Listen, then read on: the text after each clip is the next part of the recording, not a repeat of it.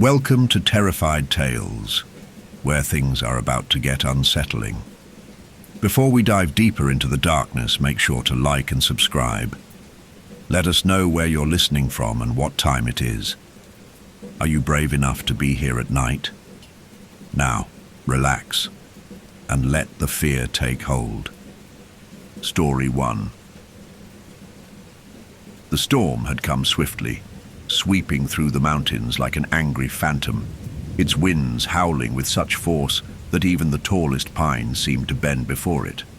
The ranger's outpost sat alone at the edge of the forest, an ancient building barely visible through the torrential downpour, except for its faint silhouette against the midnight sky. Its worn wooden beams groaned as the wind battered them, and the tin roof rattled with every gust. It was an old structure, one that had been built decades ago by rangers long since retired or lost to the very wilds they had tried to tame. A place forgotten by time, and now by the world itself. It was here, in this cold, isolated outpost, that Jacob had found himself assigned. He didn't mind the solitude. In fact, the isolation was a blessing. Jacob had been a ranger in other, more populated outposts, ones where the chatter of tourists and the chatter of fellow rangers filled the days. But here, there were no tourists, no hikers, no families looking to escape the mundane for a weekend in the mountains. The people who once filled the park had disappeared years ago, vanishing without a trace, leaving only the stories to linger like ghosts in the wind. Now, the only companion Jacob had was the old radio, a communication relic from decades before. It hummed with a life of its own, crackling in bursts of static that seemed to echo the loneliness of the station. He'd grown accustomed to the silence that surrounded him at night, only broken by the occasional transmission from distant stations. But tonight felt different. The hum of the radio seemed more pronounced, as if it were breathing in time with the wind outside. It was almost as though it was waiting for something. Jacob glanced at the clock. It was nearing midnight, and he knew he would be alone for hours yet, a solitary sentinel against the wild. His hand, almost by instinct, moved to the coffee cup beside him. The heat from it barely kept the chill of the mountain air at bay, but it was something, a ritual. As he lifted it to his lips, a burst of static crackled through the speakers of the radio, sharp and sudden, jolting him from his thoughts. For a moment, Jacob froze. The static had never been so forceful, so unsettling. But then, through the chaos of noise, he thought he heard something. A voice. Help. Please. Jacob's breath caught in his throat. The voice was weak, distant, barely discernible. But there was no mistaking the panic that laced it. His heart began to race as he leaned forward, adjusting the knobs of the radio, trying to clear the signal. The voice came again, more urgently this time, but still with the same fragile edge. Lost. Near the river. Help. His hands shook slightly as he grabbed a pen and jotted down the coordinates. The river. He knew the area well. It was dangerous, especially in a storm like this. The current had been known to claim the lives of even the most seasoned hikers, and the thick fog often made it impossible to see more than a few feet ahead. Jacob's mind raced. Was it a prank? It had to be. No one could be out there in this weather, but the distress in the voice was undeniable. And if it was real, he immediately picked up the mic to respond, but before he could speak, the radio crackled again. This time the voice was clearer. The words were broken, almost incoherent, but he could make out the key parts. So cold. Please, near the river. Can't. Feel my legs. The radio buzzed louder now, the words blending into a slurry of static. The voice seemed to fade into the static, lost in the ether, like a scream swallowed by the dark. Jacob stood up, his body rigid with the tension of what he was hearing. The last transmission had been so real, too real. His training as a ranger had taught him to be level-headed in situations like this. But now, In the solitude of the outpost, with nothing but the storm and the desolate mountains surrounding him, he felt a creeping dread coil around his spine. Was it a prank? A distress call from someone lost in the storm? Just another unfortunate soul caught in the unforgiving weather? Or something else? The radio remained silent now, the usual hum of static replaced by an oppressive stillness. Jacob's mind raced, uncertainty gnawing at him. The only way to know for sure was to act. He couldn't just sit here and do nothing. Not when someone or something might be out there in the woods in need of help. After a moment, he grabbed the radio log and scribbled down the call details, noting the coordinates and the strange call sign that had come with the transmission. He paused for a brief moment, unsure of whether to contact the nearby rescue teams. The storm raged outside, but it was no worse than the ones he had weathered before. If someone was out there, they would need help, no matter the conditions. With a deep breath, Jacob dialed the emergency frequency, his hand steady now, though his heart was pounding. It took only a few moments for the crackling voice of the dispatcher to come through the radio. He quickly relayed the information, urging them to send a team to the river area to search for the lost hiker. "Be careful out there," the dispatcher said, his voice thick with weariness. "We'll get someone on the way. But this storm's bad. Don't take unnecessary risks." Jacob didn't respond right away, his eyes still fixed on the radio as though waiting for the voice to return. "I won't," he said at last, though he wasn't entirely sure whether he was reassuring the dispatcher or himself. The radio crackled once more as the dispatcher ended the call, and Jacob leaned back in his chair, his mind spinning with possibilities. He couldn't shake the feeling that something was off. The voice on the radio, it wasn't just the fear in it that unsettled him. It was the familiarity. The tone was so human, so desperate. It was real. Too real. The night dragged on, with only the occasional rustle of wind outside to break the silence. As Jacob kept an eye on the clock, the minutes seemed to stretch on forever.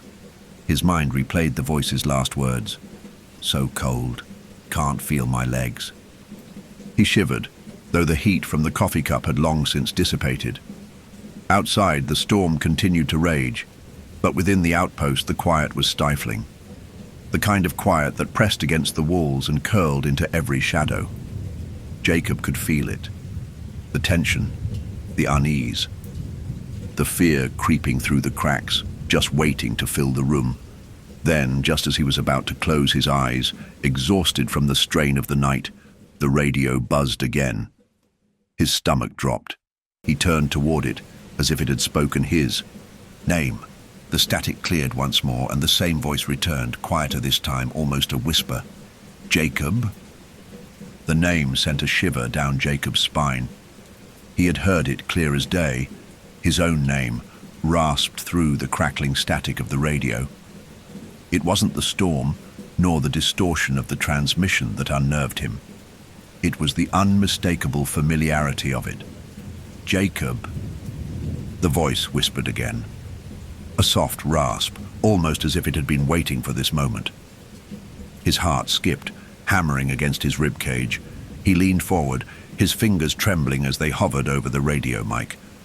The room around him seemed to darken, the walls closing in with an unseen pressure, the storm outside intensifying, its howls becoming almost mocking.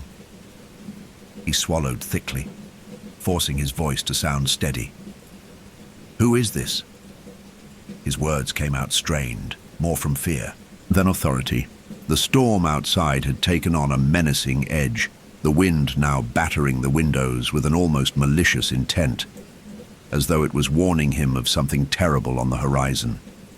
The voice, faint and distorted but still chillingly clear, came again. "I'm near the river. It's so cold, Jacob. Can't move. Please help." It was the same voice from before, desperate, pleading. But this time, it was as if something had changed. The tone wasn't just one of fear, it was familiar. It struck at something deep inside Jacob, something he couldn't explain. It tugged at his memories, something just out of reach. It sounded like someone he knew, someone lost to the past, someone he had never expected to hear from again. His mind raced, the tension in his body stretching thin like a taut wire. There was no mistaking it now. He knew that voice. He knew it. Mason, he whispered under his breath. The name left his lips before he could stop himself. Mason Holt. It was as if the very air in the room thickened and his heart dropped into his stomach. Mason had gone missing 5 years ago, lost to the same forest, the same river, in the same kind of storm. A young hiker, full of life and ambition, who had set out on a solo trip and never returned. His disappearance had been the one that haunted the park, the one that had led to countless rumors and speculations about the forest swallowing people whole. No trace of him had ever been found. Jacob had been one of the rangers who helped search for Mason. They had scoured the area for days, combing the dense undergrowth, braving the swollen river. But Mason had vanished as if the earth had swallowed him. His case was filed away as a cold mystery, another tragic loss in the unforgiving wilds of the mountains. But the pain of his disappearance still lingered in Jacob's chest. A weight, a question with no answer. And now, that same voice was speaking to him, calling from the radio, asking for help. Mason? Jacob called again, his voice shaky, uncertain. His hand trembled as he gripped the mic. Mason, is that really you? There was a long pause, a brief moment of silence that made the hairs on the back of Jacob's neck stand up. Then the voice came again, barely audible. Jacob. It's cold, so cold. A sharp shudder ran through Jacob's body, the fear gripping him now with icy fingers. This wasn't possible. Mason couldn't be alive, couldn't be out there, calling for help. He was dead. Everyone had accepted that. The search had ended years ago. Yet as Jacob stood frozen in place, he couldn't shake the feeling that something had changed in the room. The temperature had dropped, uncomfortably so, as if the very essence of the storm had bled through the walls and into the outpost. His breath misted in the air as he looked around the dimly lit room. His eyes darted to the windows. The shadows beyond the glass were moving, twisting in unnatural ways, as though the storm wasn't just outside, but creeping inward. The static on the radio hummed low, almost soothingly, as if it too were aware of the terror gnawing at Jacob's mind. It was as if the voice on the radio was inviting him, no, daring him to believe. Mason. Jacob whispered again, barely audible. He couldn't stop himself from repeating the name. It was the only thing he could hold on to in the suffocating darkness of his thoughts. A loud crash suddenly erupted outside, a blinding flash of lightning lighting up the forest for a split second, followed by a deafening clap of thunder that rattled the windows. The room seemed to shake under the pressure. Jacob's heart leapt into his throat, but he couldn't tear his gaze away from the radio. He had to know more. The fear inside him was overwhelming, but it was also mixed with something else, a sick sense of curiosity. What had happened to Mason all those years ago? And why was he speaking to Jacob now? Jacob, I'm here. The voice was growing weaker, fading in and out, but there was something unmistakably chilling about the tone. There was a hunger in it, a longing that sent an electric shock down Jacob's spine. It was like the voice was tethered to something far darker, something beyond the reach of the living. Please, the voice gasped, cutting through the static. Please, don't leave me here alone. Jacob's throat went dry as he struggled to find his voice again. Was it really Mason? Was it some cruel prank, or was it something more sinister? His mind was spinning, caught between the need to respond, to help, and the growing dread that whatever was on the other end of the radio was not human. He glanced at the clock. Nearly an hour had passed since the first transmission. Rescue teams would be on their way. But that didn't stop the gnawing feeling that something was horribly wrong. Something about the radio call seemed off. The voice was too distorted, too otherworldly. It didn't sound like a living person anymore. The words didn't carry the same weight as they once had. It wasn't just desperation he was hearing. It was something else. The wind howled louder, and the sound seemed to surge through the walls of the outpost, its wailing almost like a warning. A deep, guttural sound filled the radio, swallowing the voice entirely. Jacob stepped back from the mic, his pulse quickening as he suddenly felt the overwhelming sensation that something was lurking just outside the station, watching him. Then the radio fell silent. For a long moment, the only sound was the storm, outside, pounding against the glass, relentless and unyielding. Jacob's breath came in shallow gasps. He waited for the voice to return, for the static to clear, for the desperate calls to start again, but nothing came. The room seemed too still now, too quiet. The tension in the air was almost suffocating, and Jacob's instincts screamed at him to leave, to run. But he stayed rooted to the spot, unable to tear his eyes from the radio. He finally dared to move, stepping toward the mic again, his hands shaking as he grabbed it. "Mason?" Jacob said, his voice barely above a whisper, afraid to disturb the silence.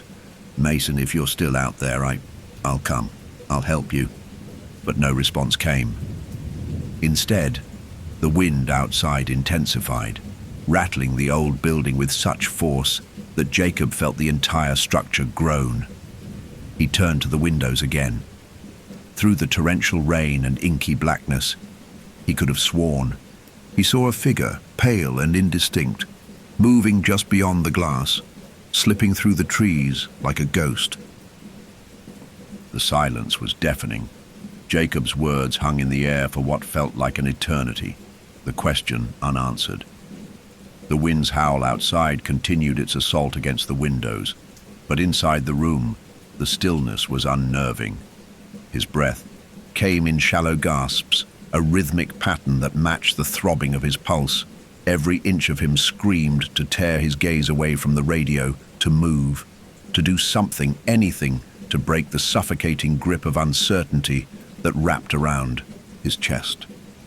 But he couldn't. There was something out there. The figure he had seen, or thought he had seen, was just a shadow. A trick of the storm, maybe. Yet the longer he stared at the dark silhouette beyond the glass, the less it felt like a trick. The shape had moved. It was almost imperceptible, but it had moved. Just like the voice on the radio. Just like Mason. It was as though the storm itself was breathing with the shape, the wild winds intertwining with the figure's motions. The figure was not just a person. It was alive, but not in the way he understood life. Jacob closed his eyes briefly, trying to focus. He needed to think.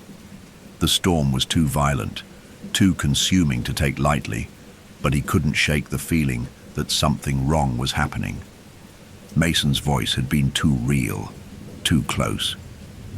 And then there was the figure, the reflection of something lost. Maybe it was his imagination running wild from the isolation. Maybe it was the weather playing tricks on him. But Mason had been gone for 5 years. Dead. That much Jacob was certain of. Yet the voice had called to him. Jacob. The words still echoed in his mind like a distant whisper, tugging at the edges of his sanity. No, Jacob thought, shaking his head to dispel the thoughts. No more distractions. He had to act. The radio crackled to life again, interrupting his spiraling thoughts. Jacob's heart skipped as the static bled into something far more coherent. For a moment, it sounded like Mason was trying to speak again, but the voice was fragmented, distant, and there was a sense of urgency that made Jacob's stomach twist.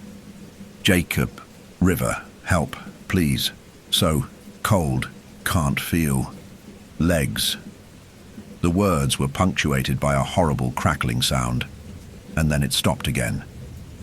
The radio returned to its empty hum. He quickly jotted down the coordinates one more time. It was madness. It had to be. No hiker could survive the storm, the treacherous river, the freezing cold. And yet, the storm raged louder now, as if the mountain itself was trying to drown him in its fury. He couldn't just sit here.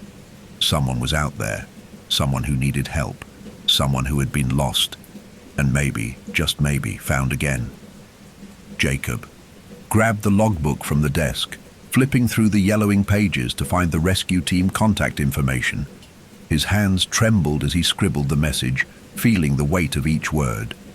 He couldn't explain what was happening. He barely understood it himself, but he knew the rules. He had to act. He had to be the one to act. The logbook clattered to the floor as Jacob stood, his movements stiff and jerky. He grabbed his jacket from the back of the chair and hurried toward the door, feeling a strange twinge of hesitation clawing at him. But there was no time to waste. Whoever this was, the voice, the figure, Mason, it needed him. If there was even a chance that someone was alive out there, then he had to get to them. The storm was a force of nature, but nature had rules, had boundaries. Maybe this was one of those rare times when the rules didn't apply. Maybe this time, the storm was hiding something.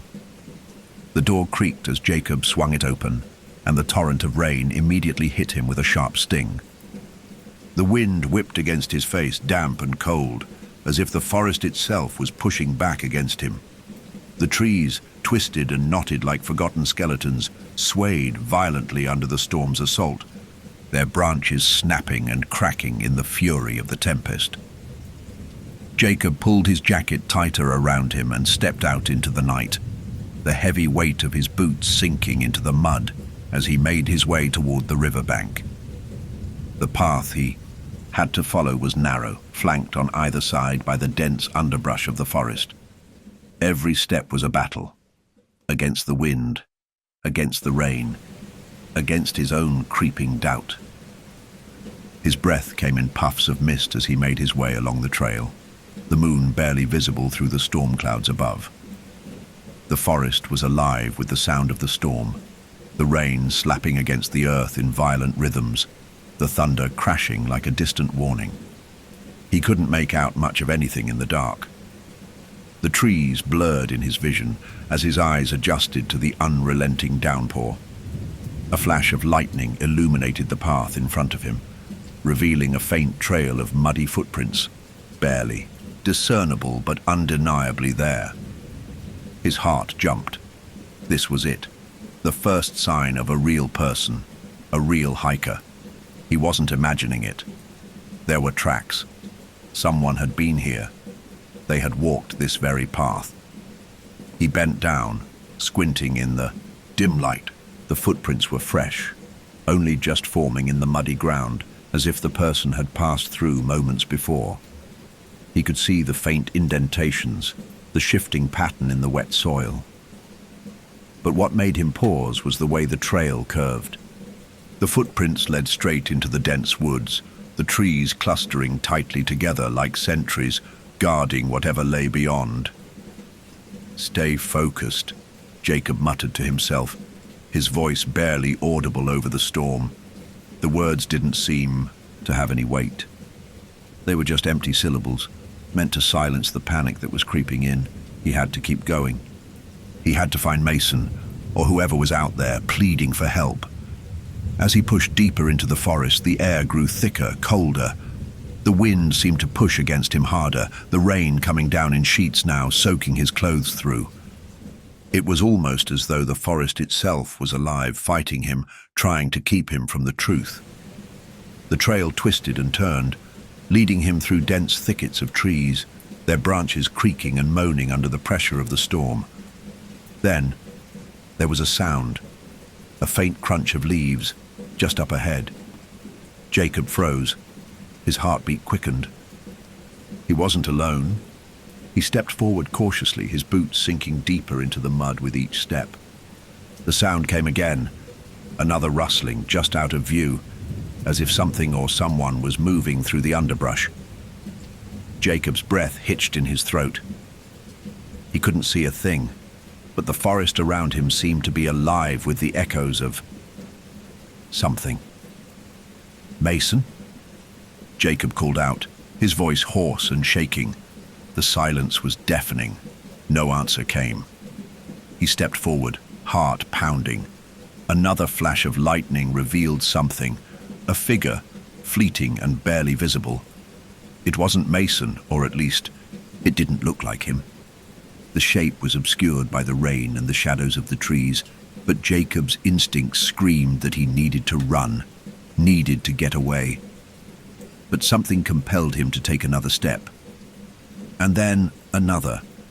The figure moved again, just ahead of him, disappearing behind a large rock near the riverbank. His breath caught in his chest. This wasn't just a person. It was something else. Something wrong. Suddenly, the radio buzzed to life again, the familiar crackle cutting through the night. Jacob. The voice was faint, but unmistakable. "So cold, can't feel my legs." Jacob's breath came in ragged gasps as he realized what he was hearing. The same voice, the same desperation, calling from the radio. The very voice of the figure standing just ahead of him, and then, just as quickly as it had come, the radio fell silent. The radio's silence was more oppressive than the storm itself. A suffocating void that seemed to stretch endlessly. Jacob stood motionless, his heart pounding against his ribs, the rain pelting down on him with no mercy. The figure ahead, no, the shadow, had disappeared behind the boulder, its shape vanishing into the darkness like smoke. His mind screamed for him to turn back, to ignore the voice on the radio, to stop searching. But he couldn't. The pull of that voice, that desperate cry for help, was too strong. His body moved before his mind had fully caught up, his boots sinking deeper into the mud with every step. He moved toward the boulder, every instinct telling him to be cautious, to be afraid. But he pushed it all aside. The figure had called out to him, the same voice that had begged for help on the radio. "Mason," Jacob whispered, his breath catching in his throat as he neared the boulder. The wind screamed in his ears, and the storm's fury seemed to intensify. Its sound now, a roaring, deafening crescendo. He reached the rock and froze, staring at the place where the figure had vanished, half expecting it to reappear. Nothing. Just the crushing weight of the storm pressing against him. Just the dark forest stretching out on either side, like an unbroken wall. His breath formed mist in the air, the cold seeping deeper into his bones. He strained his ears, listening for the sound of movement, of footsteps, of anything.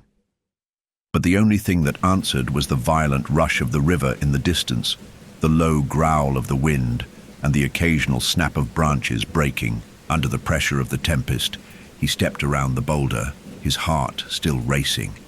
The rain soaked through his clothes, clinging to his skin like a second layer. And there it was, nothing but the thick trees, their shadows stretching. Long across the forest floor, the soft hum of the storm still rattling his senses. He was alone. He should have been relieved, but instead, an overwhelming sense of dread began to crawl up his spine, filling his chest with a deep, hollow ache. Jacob took another step forward, his hand reaching out instinctively to touch the wet stone of the boulder. His fingers brushed against something rough, jagged. But as he leaned in closer, he realized it wasn't stone at all. It was dried blood.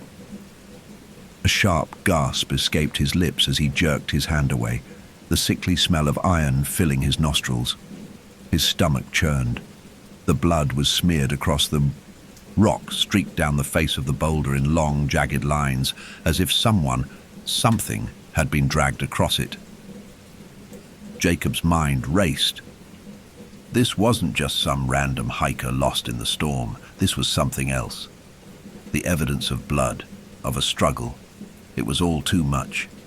And still, his heart clenched at the thought of Mason. Could this be Mason's blood? Was he still out? Here?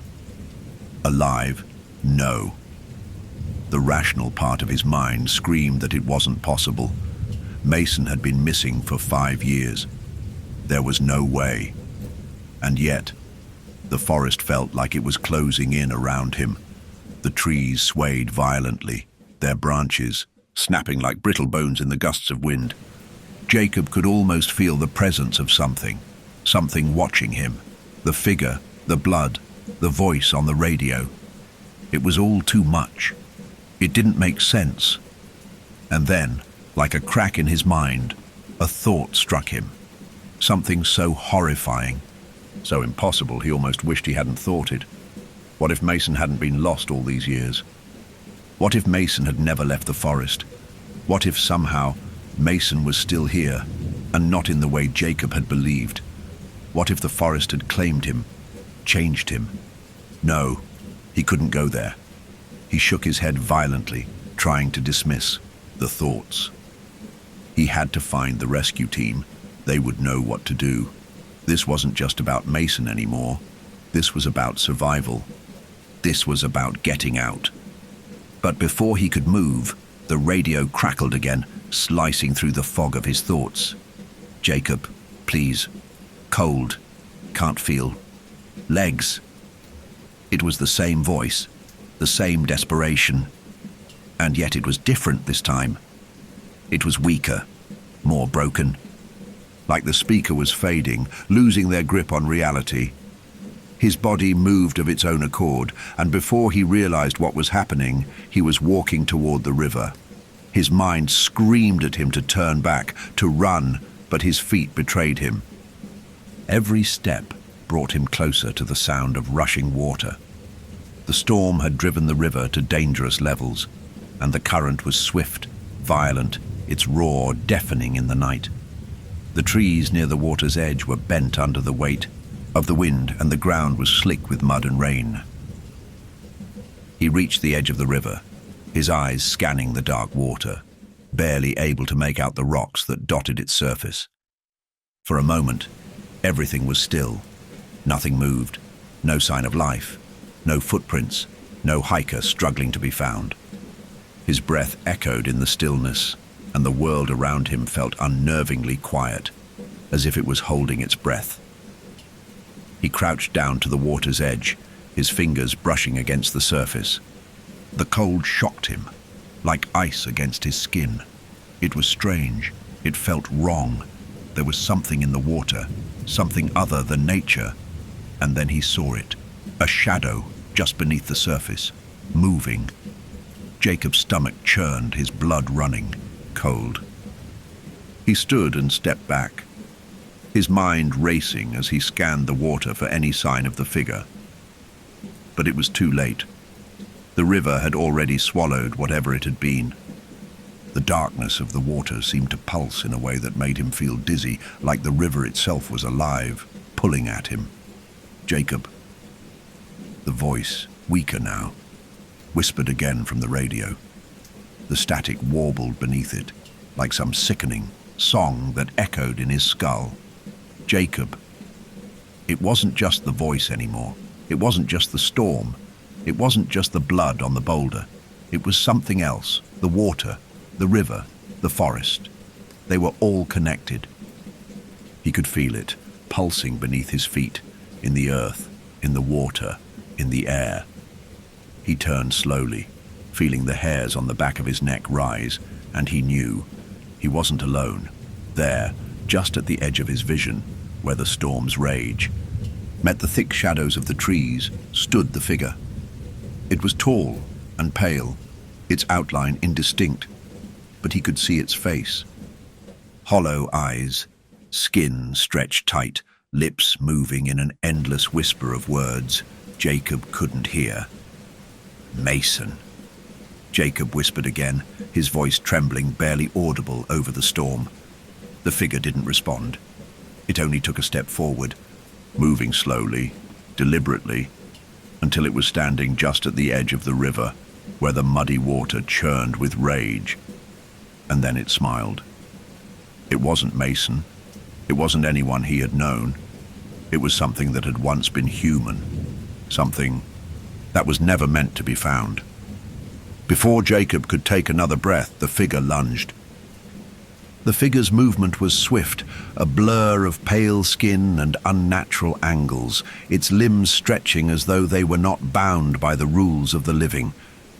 Jacob didn't have time to think. Instinct took over, his body already jerking backward, before his mind could fully grasp the horror of what he was seeing. The figure's smile widened, impossibly wide, stretching across a face that seemed less human with every second. Its eyes, hollow pits of darkness, locked onto him, and in that instant, Jacob understood. This wasn't just something out of the storm, out of the forest. This was something that had been waiting, watching. This wasn't Mason. This was something older, something more dangerous. Jacob stumbled backward, his legs tangled in the mud as he fought to regain his footing. The figure took another step forward, its movements eerily graceful for its twisted form, as if it glided above the ground rather than walked. The air grew thick, the storm intensifying around them, as if the entire world was conspiring to drown him in the noise, in the confusion.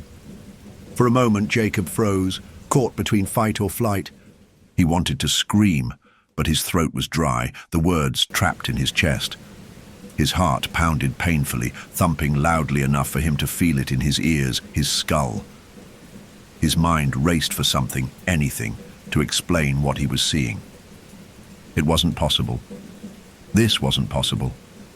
There had to be an explanation. The figure, it didn't belong here. It wasn't human. It was like something had twisted it into a mockery of a man. A shadow, not just in form but in essence. A thing that didn't exist in the normal order of the world. And then, as if on cue, the figure stopped, its gaze still fixed on Jacob. It tilted its head ever so slightly, the smile never leaving its face. The words came again, this time more clearly. "Jacob." The voice rasped through the crackling storm, faint but unmistakable. "Jacob, it's cold. So cold." The voice from the radio, the voice from the forest. But now it was in front of him, in the flesh, or whatever this thing was calling itself. The figure's lips didn't move as it spoke, but the words came through the thick static, as if they had always been there, woven into the very fabric of the storm. The realization hit Jacob like a bolt of lightning. This wasn't a rescue mission. This wasn't a simple case of a lost hiker or an unfortunate soul in the wrong place at the wrong time. This wasn't even Mason. This thing was tied to the land itself. It had been here before, watching, waiting, feeding on whatever was left in the wake of the storm. It was a manifestation of something older, something that had no place in the world he knew. His heart pounded, his breaths coming in shallow, desperate gasps. The figure seemed to sense his panic, its smile deepening, spreading across its face like a grotesque mockery of human joy. Then the figure's lips parted, and what came next was not a voice. It was a sound. A long, drawn-out moan that seemed to come from the very core of the earth, a sound that rattled through Jacob's bones, shaking him to his core. The ground beneath him seemed to tremble, the wind picking up again, as though the storm itself was feeding off the terror in the air, and then the ground did tremble. Jacob stumbled, nearly falling as the earth shifted beneath his feet. The river, once violent and raging, seemed to rise up, its waters swelling and roiling as though they had come alive. The storm had become something far worse now, something that no longer felt natural. The air grew heavier with each passing second, thick with dread and the scent of wet earth. And all the while the figure stood motionless, its hollow eyes never leaving Jacob's face. He couldn't breathe. He couldn't move. The terror in his chest was suffocating, clamping down on him like a vice. But in the back of his mind, something stirred. A memory, faint but rising to the surface. Something he had seen earlier in the outpost. The radio log. The radio log. His mind shot back to the moment when he had first seen the call sign. The name. The hiker who had vanished 5 years ago, Mason Holt. He had written it down, hadn't he? There had been something in that name, something that didn't sit right even when the storm had first started. It wasn't just the voice, it wasn't just the figure. It was the whole idea, the way the log had read, Mason Holt. The name that had haunted him. And now, as he stood in the depths of the storm, staring at the thing that had once been human, he understood why. It wasn't Mason's voice at all. It was something far worse. Jacob blinked, his body shaking with a cold that had nothing to do with the storm. The log had been wrong. The call sign wasn't Mason Holt. No, it had been the voice of something that had been here long before Mason, long before Jacob. Something that had fed on the forest, something that had claimed the lost. His gaze snapped back to the figure, and everything clicked into place. This thing, this entity, wasn't just a lost hiker, it was a wraith, a phantom tied to the forest itself. It had claimed Mason, and it had claimed others before him. It was the thing that had haunted the river for years, the one that had fed on the memories of those who had wandered too far into the woods. And it had waited for him. Jacob felt his legs give out as the truth flooded through him, the weight of it pressing him into the wet earth. This wasn't a rescue. This wasn't a mission anymore. There was nothing he could do to save anyone. Not Mason, not even himself. The forest didn't allow for rescue. It never had. The figure, sensing Jacob's collapse, took another step forward, its smile widening as it leaned closer, its voice now a whisper in the wind. Jacob, you were never meant to leave. The words burned in Jacob's mind, searing into his soul like an imprint he could never escape. He could feel it now, deep within the marrow of his bones. The forest was alive, and it had already claimed him. Everything began to blur, the figure, the storm, the roar of the river. And in that final moment, Jacob knew, with an awful certainty, that he would not be leaving this place. Not ever. The storm continued to rage, as it always had. The forest stood silent, and the river's current carried on, relentless, eternal. And somewhere in the static of the radio, the voice whispered, again a mocking echo in the cold dark, Jacob, you're not alone. The world around Jacob seemed to bend and twist, pulling at the edges of his consciousness as the storm raged on. The figure before him, that pale, twisted mockery of life, loomed ever closer, its hollow eyes boring into him with an intensity that made his skin crawl. The air was thick with an unnatural chill, the stench of wet earth and decay hanging in the atmosphere like an oppressive cloud. His breath came in short, ragged gasps, his mind barely able to comprehend the horror unfolding. In front of him, Jacob. The figure's voice, now a mere whisper, threaded through the howling wind. It was a voice that was not just a sound. It was a presence creeping into his mind, pulling him deeper into the forest's grasp. It felt like it was inside him, echoing in his skull. Jacob's heart hammered in his chest, a painful rhythm that seemed to synchronize with the relentless pounding of the storm. His body trembled violently, but he couldn't move. Fear, heavy and suffocating, had locked him in place. It wasn't just the figure, it wasn't just the storm. It was something far deeper, something primal, a truth he wasn't ready to face, but that his mind had already recognized. This place, the forest, the river, the mountain, it was alive. Alive in ways that defied explanation. It fed on fear, on memories, on souls lost and forgotten. It had claimed the hiker Mason Holt as it had countless others, and now it was waiting for him. The storm, the voice, the figure, they were all part of it, part of the forest's insatiable hunger. And the worst part was that Jacob had known. Somewhere deep inside him, he had always known. The isolation, the strange, lingering presence of something watching, the unsettling sense that there was always something just out of sight, just beyond the edges of his perception. It had been with him since the moment he had stepped into the outpost, just as it had been with every ranger who had ever come before him. The forest was a trap, and it wasn't just a place, it was a curse, a living, breathing thing that didn't let go. The figure before him spoke again, its lips barely moving, the words slipping through the static of the storm, like the final breath of a dying animal. Jacob, you were never meant to leave. The words were a confirmation, a final, damning realization. Jacob had been a fool to think he could escape. Foolish enough to think a radio log, a search, even the storm, could stop what had already been set in motion long ago. The forest had claimed him, just as it had claimed Mason and every soul lost to its depths. The figure's smile deepened.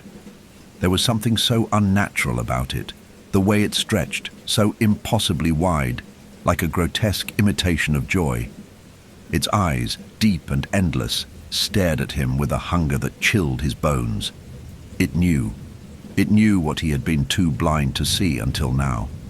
The forest had always been watching. It had always been waiting. Jacob's legs gave out beneath him, the weight of the revelation pressing him to the cold, wet earth. He collapsed to his knees, his breath ragged, his thoughts spiraling in dizzying circles. The river roared louder, now a deafening sound that seemed to fill the very air, drowning out everything else. He wanted to scream, to fight, to run, but there was no running from this. And then, through the deafening roar of the storm, came another voice. This one was faint, distant but unmistakable. A voice he recognized even though it had been buried in his mind for so long. Jacob, his heart stopped. He looked up, eyes wide, searching through the dark, storm-choked forest. The figure was still there, but this voice, it was different. It wasn't the twisted, mocking tone of the thing before him. No, this voice was soft, desperate. It was familiar. It was Mason. Mason, Jacob croaked, his voice barely audible above the storm. His heart leapt in his chest. Was it possible? Had the figure somehow changed? Was Mason still alive? The figure's expression twisted into something darker, something more grotesque. Its smile faltered for just a moment, its eyes narrowing in a way that sent a chill running through Jacob's spine. It moved closer, its limbs stretching unnaturally, the air around it warping like heat rising off a pavement. "You don't understand," the figure whispered. Its voice had grown deeper, more guttural, no longer a mockery of Mason's, but something else, something far older. Mason is gone. He was never meant to be found. None of you are meant to leave. Jacob recoiled, his stomach lurching as the figure moved even closer, its presence pressing in on him. It felt like the forest itself was closing in, like the trees were leaning forward, their twisted forms reaching out to claim him. He could almost feel their roots burrowing into the earth, wrapping around him like chains. No, this can't be real," Jacob muttered, shaking his head, his voice cracking. His mind was screaming at him, begging him to wake up, to escape, to run. But his body didn't move. His legs remained frozen, his arms paralyzed, as if the forest itself had seized him in its grasp. And then, as if in response to his thoughts, the figure tilted its head. It smiled once more, its expression sickly and wide.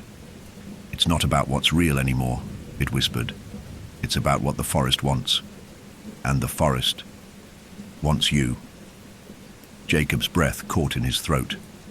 The figure stepped back, its form dissolving into the storm like smoke, merging with the trees, the darkness, the very night. The last thing Jacob saw before it disappeared was its eyes, those black, empty pits, staring into his soul. And then, all that remained was the storm. The storm. It was gone now, or perhaps it had never been. There was no more howling wind, no more crackling thunder. The air was still, suffocatingly still. The river's roar had softened, replaced by a deep, resonating silence that seemed to come from everywhere and nowhere. Jacob's gaze flicked to the radio in his hand, the only thing that connected him to the world beyond. It was still on. The crackling static filled the room, but the voice was gone. The world seemed to blur, like a dream fading at the edges, slipping out of reach. The truth was there, somewhere, just beyond his grasp. But as he looked around, his mind refusing to make sense of what he had just experienced, Jacob knew one thing for sure. He wasn't alone.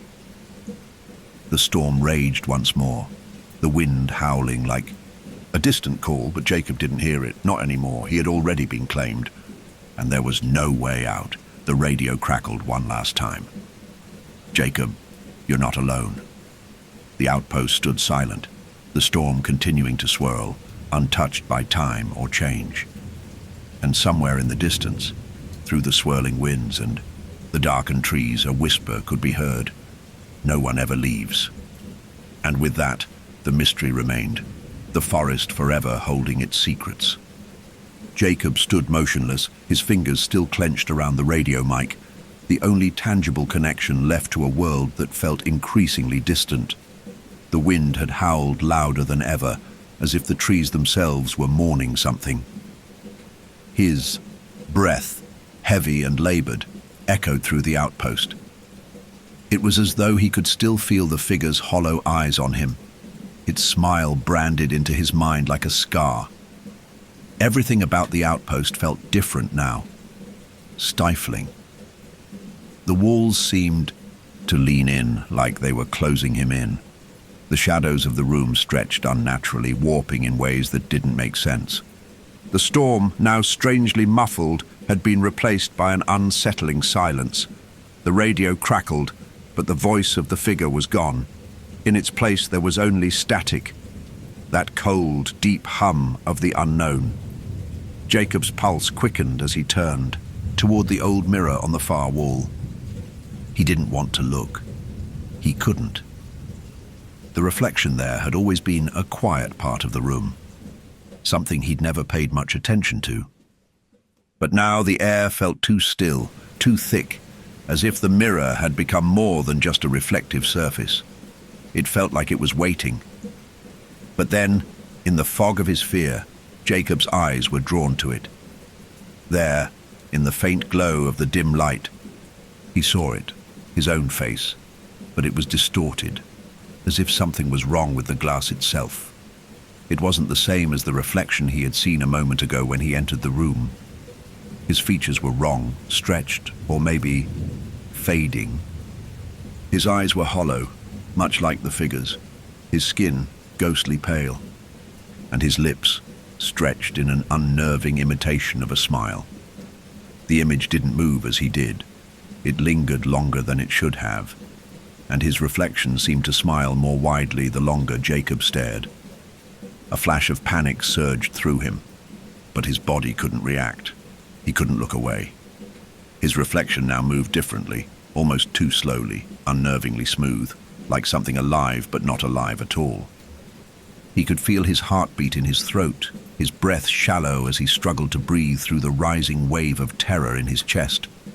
The reflection blinked, his reflection blinked, but the eyes in the glass stayed open longer than they should have, unblinking, staring at him as though it was mocking his very existence.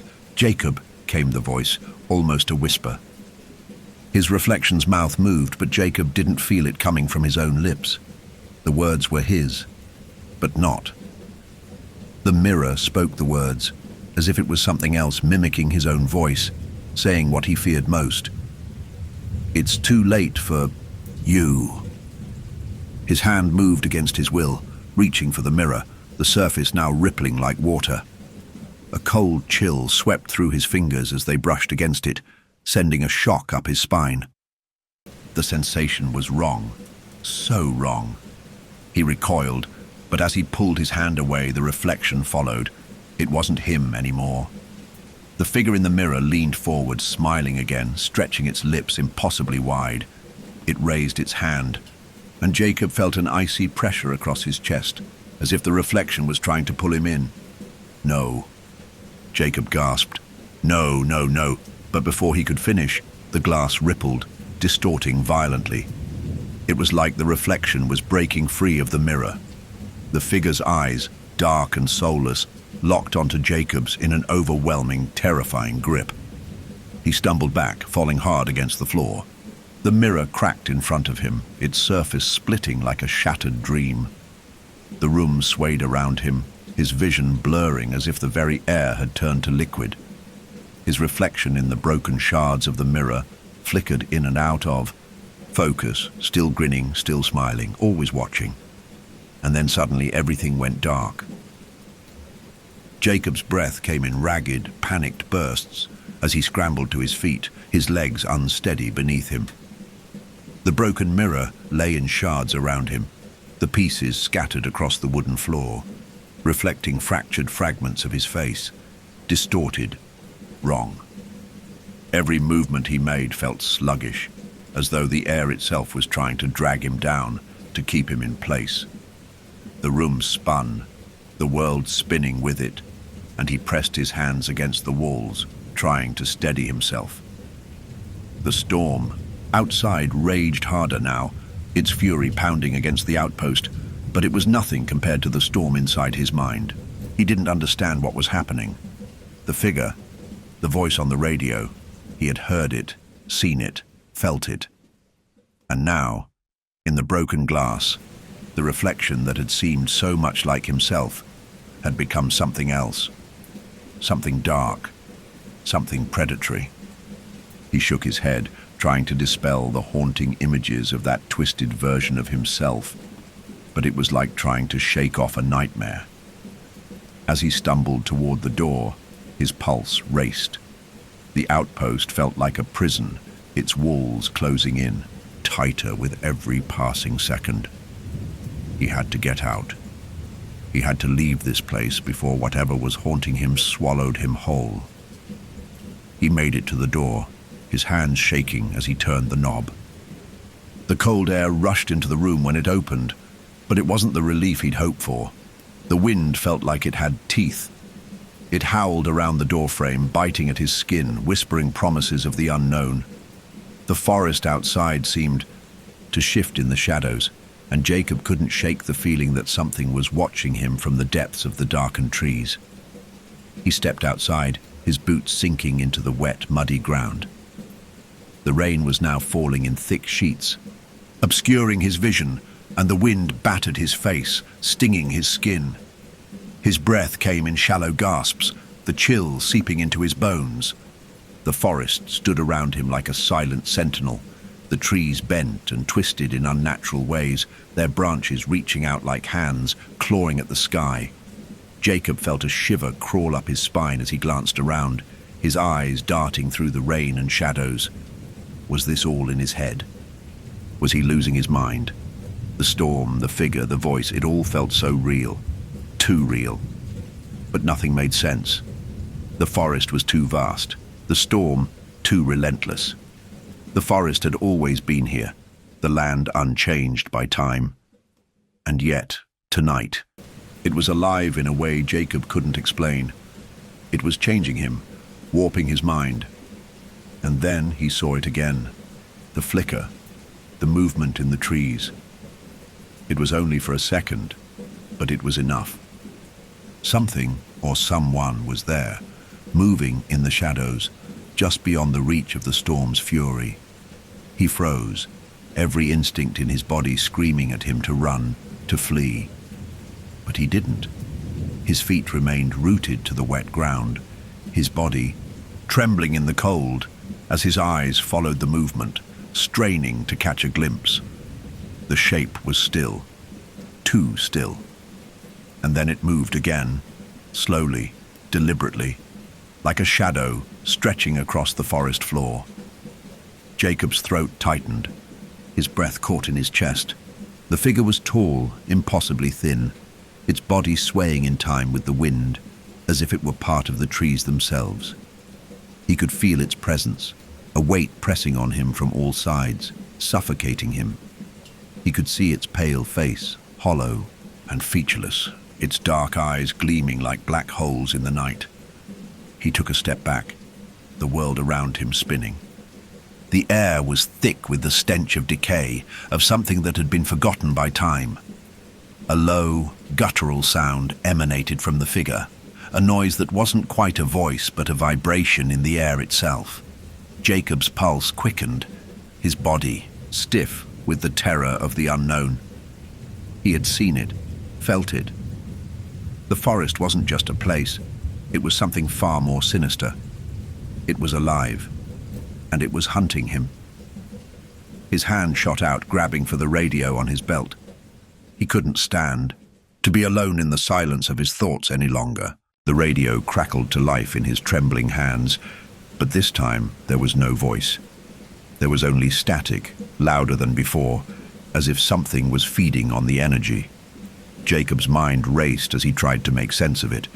The static seemed to take on a rhythm, a pulse like a heartbeat, and then he heard it again, faint, far off but unmistakable. Jacob. His stomach lurched.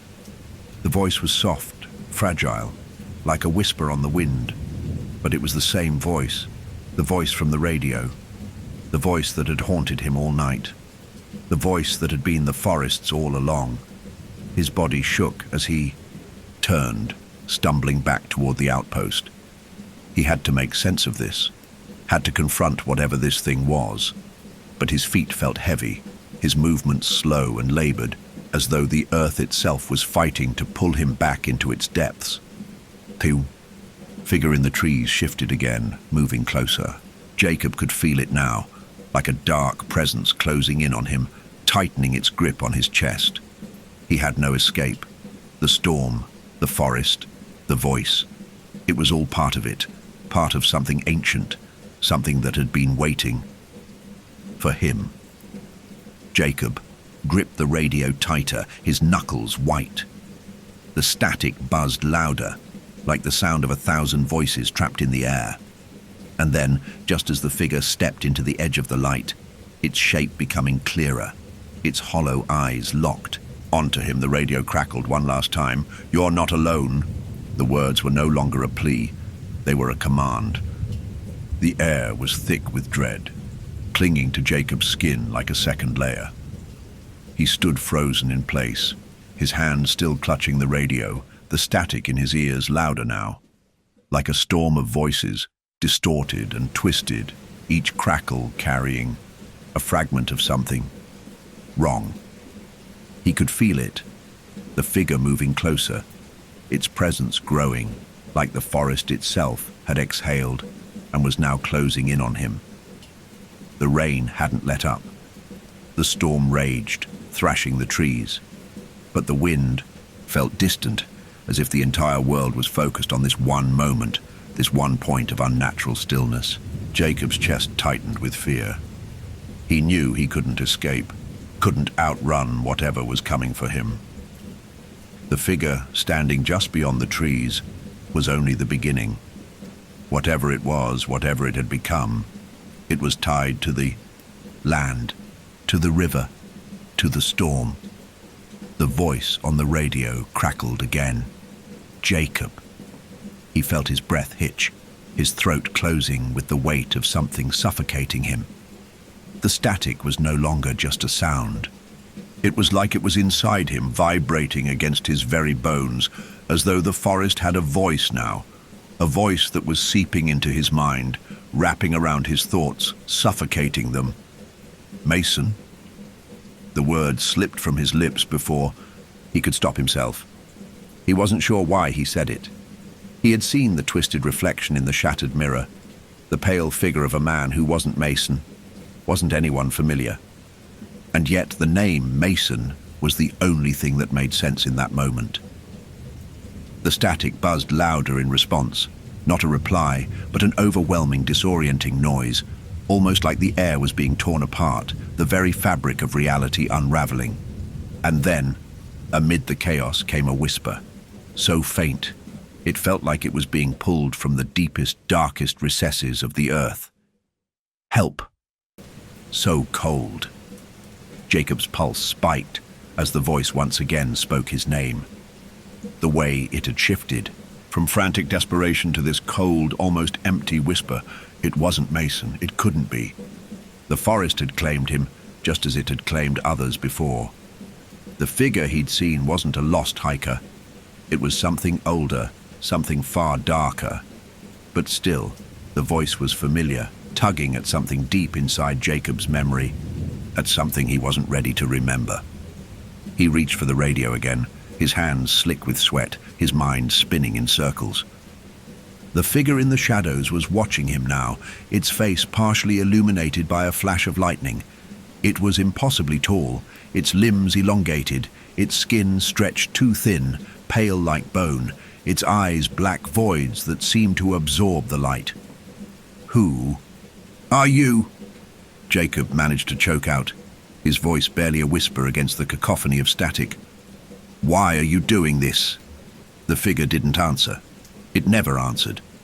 Instead, it stepped closer, its movements unnaturally smooth, its limbs swaying with the storm's rhythm. Jacob could feel its presence pressing down on him, like the weight of 1,000 years of hunger, of something ancient and relentless that had been waiting here, in this place, for eternity. The radio crackled again, but this time, there was no static, no interference. The voice, Mason's voice, was clearer now, coming through the air like a lost echo. "I'm so cold." A chill ran down Jacob's spine, more intense than the freezing rain that poured down on him. He tried to push the voice away, tried to focus, to find some semblance of reason. But the storm, the forest, the voice, it was all part of something that refused to be understood, something that had no explanation. "Where are you?" Jacob shouted into the mic, his voice rising with frustration and panic. "Mason, where are you? Answer me!" But instead of a response, there was only a deep, resonating hum that filled the air. It wasn't static anymore. It was a presence, an overwhelming, suffocating pulse, like the heartbeat of the forest itself, like the mountain had come alive. Jacob's body trembled with the weight of it. His instincts screamed at him to turn, to run, to escape, but his legs were frozen in place, as if the very soil was holding him there. The figure in the shadows stepped closer still, its feet making no sound as it moved across the wet earth. It was so close now that Jacob could almost feel the cold emanating from it. Cold that went beyond the storm, beyond the rain. It was the cold of death. The cold of something that had been lost, and now had no place to go but to find more lost souls. The figure stopped, just a few feet from Jacob. The air seemed to stop with it, the storm falling into a strange, unnatural silence. For a moment, the figure was still, as if it were waiting for something. Jacob's breath came in shallow gasps. The reality of the situation was too much to grasp fully, but one thing became clear in that moment. It wasn't Mason. It wasn't a lost hiker. This thing wasn't just a creature of the forest. It was the forest. It was an extension of the mountain itself, an entity as old as the earth, waiting for anyone foolish enough to enter its domain. And Jacob had been foolish enough. The radio buzzed to life again, the static returning, but this time it wasn't just the crackle of interference. Through the noise, Jacob's heart skipped a beat as the voice came again, clear as day, but this time it was not Mason's. "Jacob, it's you who is lost." The voice twisted around him, echoing in his skull, but it wasn't coming from the radio. It wasn't coming from the figure. It was coming from within him. The voice was in his mind, in the very air around him, suffocating him. Jacob tried to scream, but no sound came. The figure before him stepped closer still, its pale fingers stretching out toward him. He felt the cold pierce through him as the hand hovered just inches from his chest. His breath caught in his throat. He couldn't move, couldn't breathe. His body locked up in fear. The figure's lips parted, and in a voice that was not Mason's but his own twisted reflection, it whispered, "You have always been lost, Jacob. The forest has been waiting for you." And with that, the figure's fingers grazed his skin, and everything went black. Jacob's body went numb. The cold touch of the figure's fingers against his skin felt like ice, creeping deep into his bones. It wasn't just the temperature that chilled him, it was the emptiness that seemed to radiate from the figure, the absence of life, the hollow sensation that flooded through him.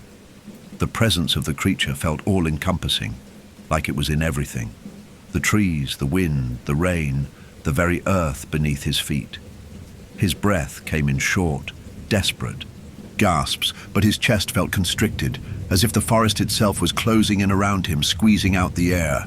He tried to move, to scream, to break free of whatever hold this creature had on him, but his limbs wouldn't respond. He was trapped, caught in the grip of something that wasn't just unnatural, but ancient. Something that had been waiting for him, watching him, long before he had ever stepped foot into these mountains. The figure's face was close now, so close that Jacob could feel the chill radiating from its skin, a cold that felt wrong, like it didn't belong in the world. Its eyes, those black, empty voids, seemed to pull at him, drawing him in with a gravity that he couldn't escape. Its smile, wide and grotesque, stretched across its face like a thing in pain, as though it was trying to mimic something human, but failing miserably. Jacob's mind was reeling, spiraling into confusion. There had been the voice on the radio, the static, the haunting whispers, but this was different. The forest, the storm, the creature. It wasn't just some accident, it wasn't random, it was deliberate, and that was the terrifying truth he now understood. This creature, this thing, had always been here. It was the forest itself. It had always been watching, waiting for someone to wander too far, someone to stumble into its domain. Jacob's gut twisted as he realized the dark truth. He was never meant to be the ranger here. He was never meant to leave. The forest had always been a predator. "You've been lost long before you even arrived," the figure whispered, its voice a low rasp that echoed inside his skull. The words wrapped around him like chains, suffocating him, squeezing him into a box of impossibility. The reality was too much to bear. He tried to understand, tried to process what it was saying, but his mind wouldn't cooperate. Every part of him wanted to flee, to break free from the nightmare. But there was no running from this, no escaping it. The figure's cold hand slowly withdrew from his chest, but the pressure didn't ease. It had left an imprint, not on his skin, but on his soul. Something was inside him now, something that had marked him as its own. Jacob felt it, like a gnawing presence in the back of his mind. The figure was in him, the forest was in him.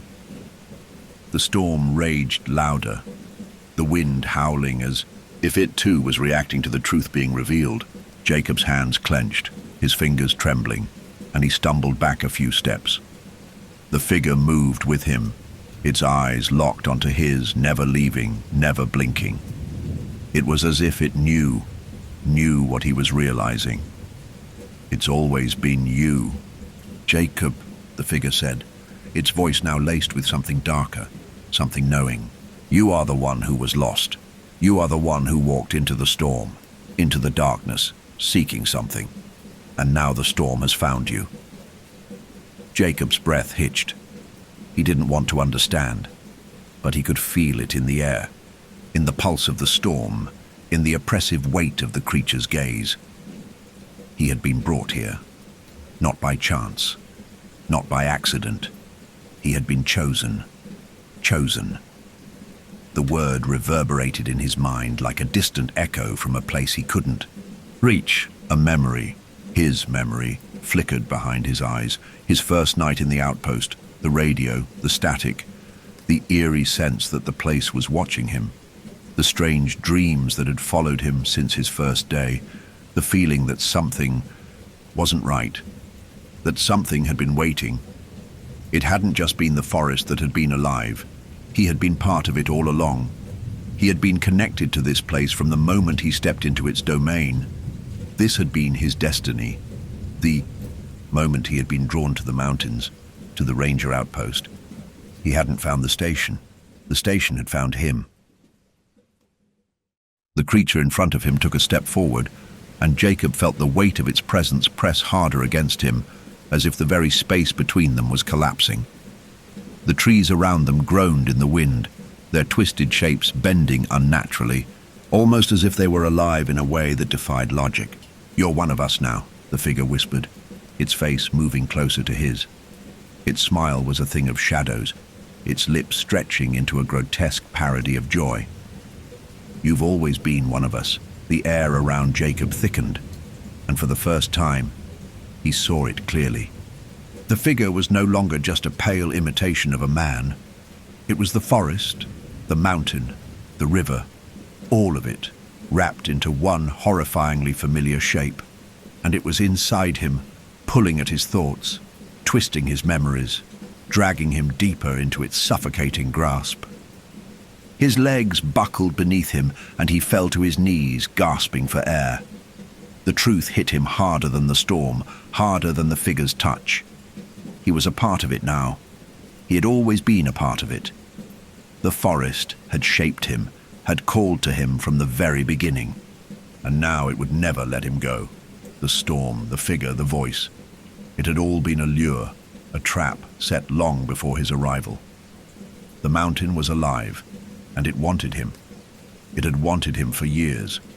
And now, as the rain poured down in thick, relentless sheets, Jacob felt his soul begin to unravel. The forest had claimed him. It had always known he would come. It had been waiting for him. The figure stepped back, and the air seemed to shift. The storm intensified, a roar that shook the ground beneath him. And as the creature's form melted, into the darkness of the trees, a chilling whisper filled the air, its final words crawling deep into Jacob's mind. "You are not lost anymore. You belong here." And with that, everything went dark. Jacob's world was gone. The storm still raged, but it seemed far away now, as if the world outside had no meaning anymore. He was no longer in the forest or even the outpost. He was somewhere else. Somewhere deeper, a place where time had no purpose, where the boundaries of reality twisted like the gnarled branches of the trees surrounding him. The air was thick and oppressive, heavy with the scent of decay and wet earth. It was almost as though the entire atmosphere was alive, pulsing, with the heartbeat of something ancient. He tried to move, but his body refused to obey. His legs were frozen in place, his arms heavy, as though something was holding him there, rooting him to the ground. Every inch of him felt wrong.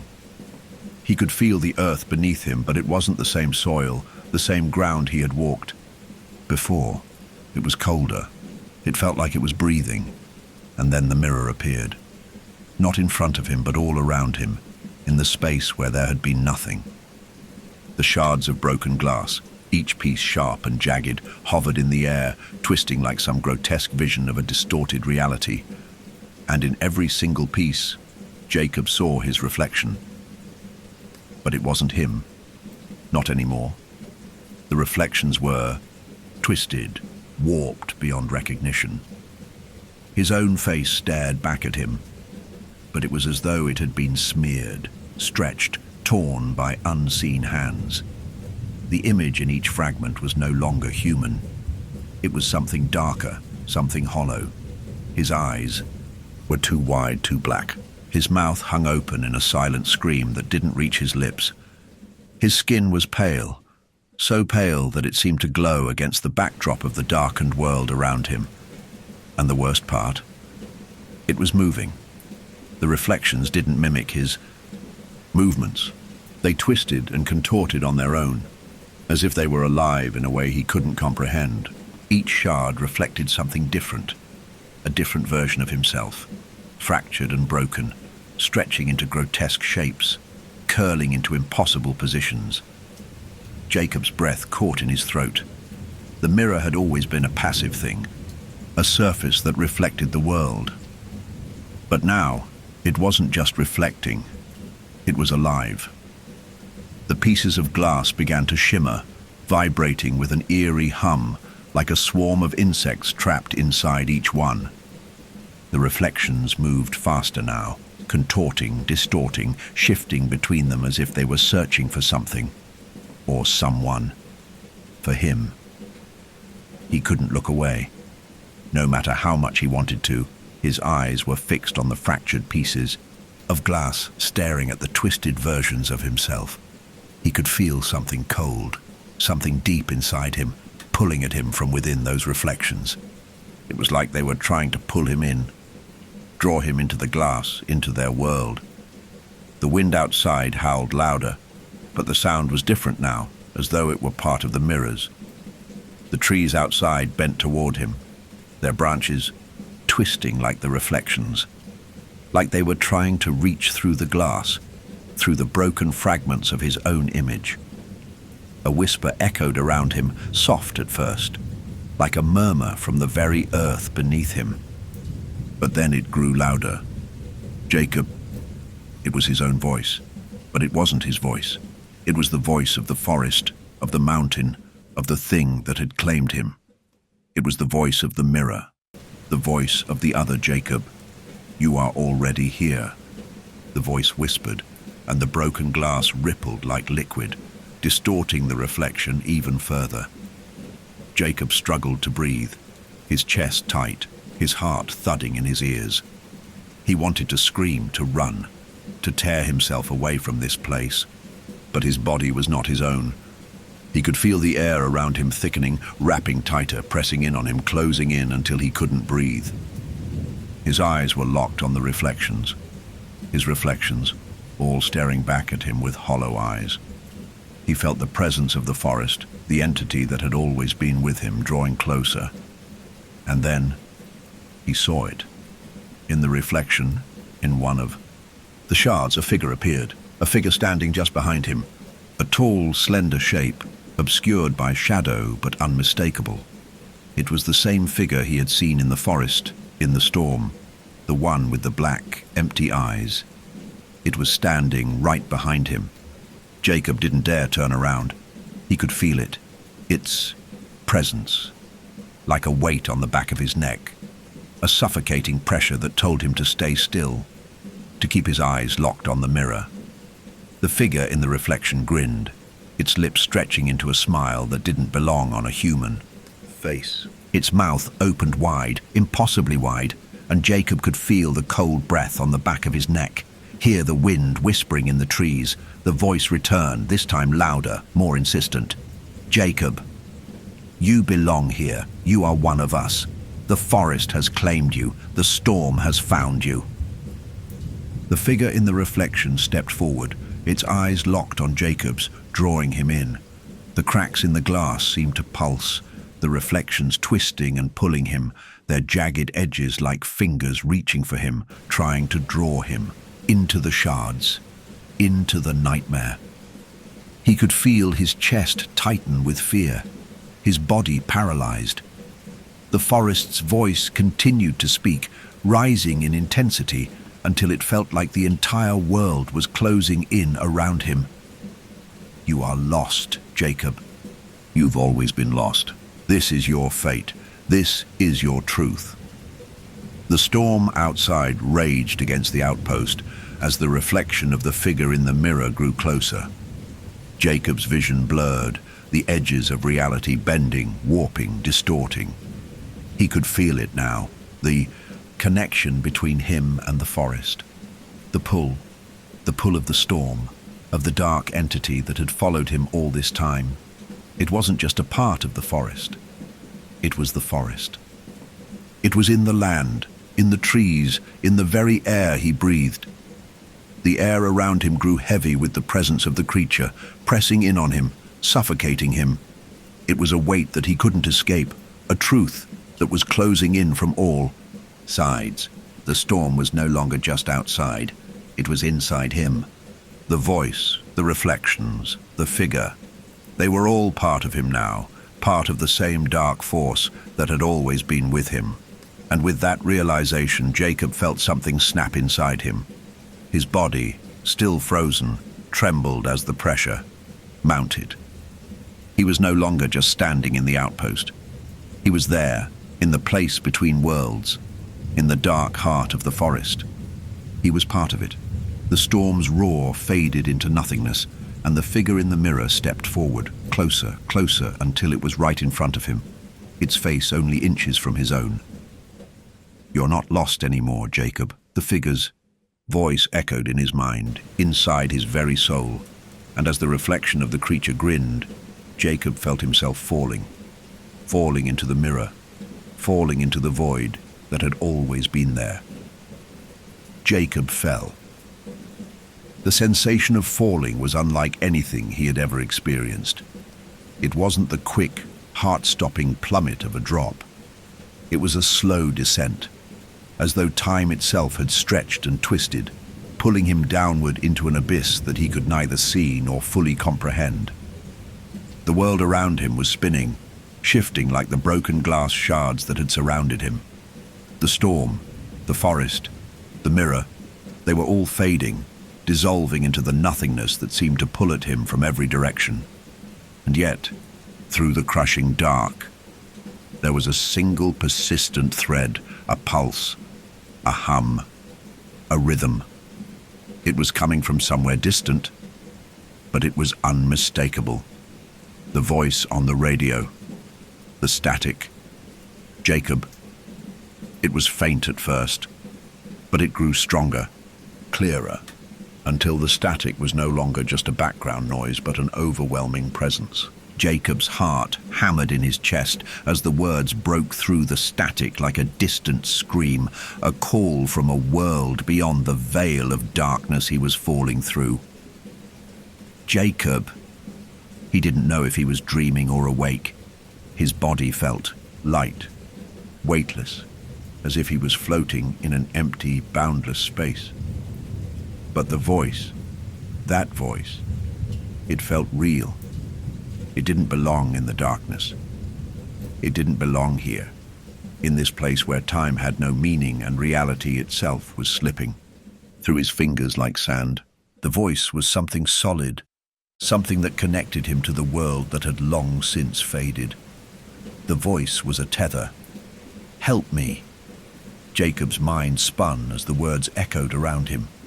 He reached out, instinctively trying to grasp the thread, to follow the call, to pull himself toward it. But no matter how hard he tried, he couldn't move.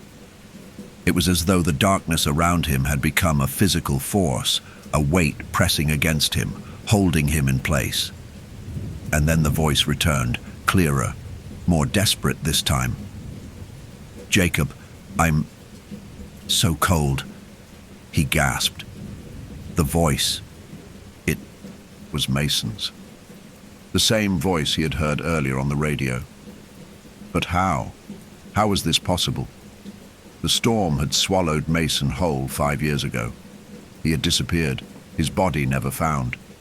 The entire search had been fruitless, a case that was filed away as a mystery with no answers. And yet, here it was. The voice. Mason. Jacob's mind raced, the logic of his situation breaking down. It was impossible. Mason was dead. The figure in the forest, the one he had seen before, the one that had grinned at him, it wasn't Mason. It wasn't anyone human. It had been something older, something tied to the land, to the mountain, to the very fabric of the storm that had come alive around him. But now, the voice of the missing hiker, the voice that had called to him for help, was pulling him in. It was all too much to understand, too much to process. But one thing remained. The voice was real. Please. Jacob.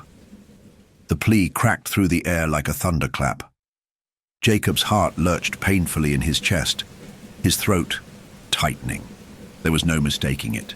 It was Mason's voice, the same tone, the same desperation. But the voice wasn't coming from the radio anymore. It wasn't coming from the static. It was coming from inside his mind. "Mason," Jacob whispered, barely able to hear himself over the deafening noise of the static. His fingers twitched, his limbs slow to respond as he struggled to make sense of it all. "Where are you?" There was a long pause, and for a moment, Jacob thought the voice had gone, that it had been another trick of his mind, a result of the darkness that had enveloped him.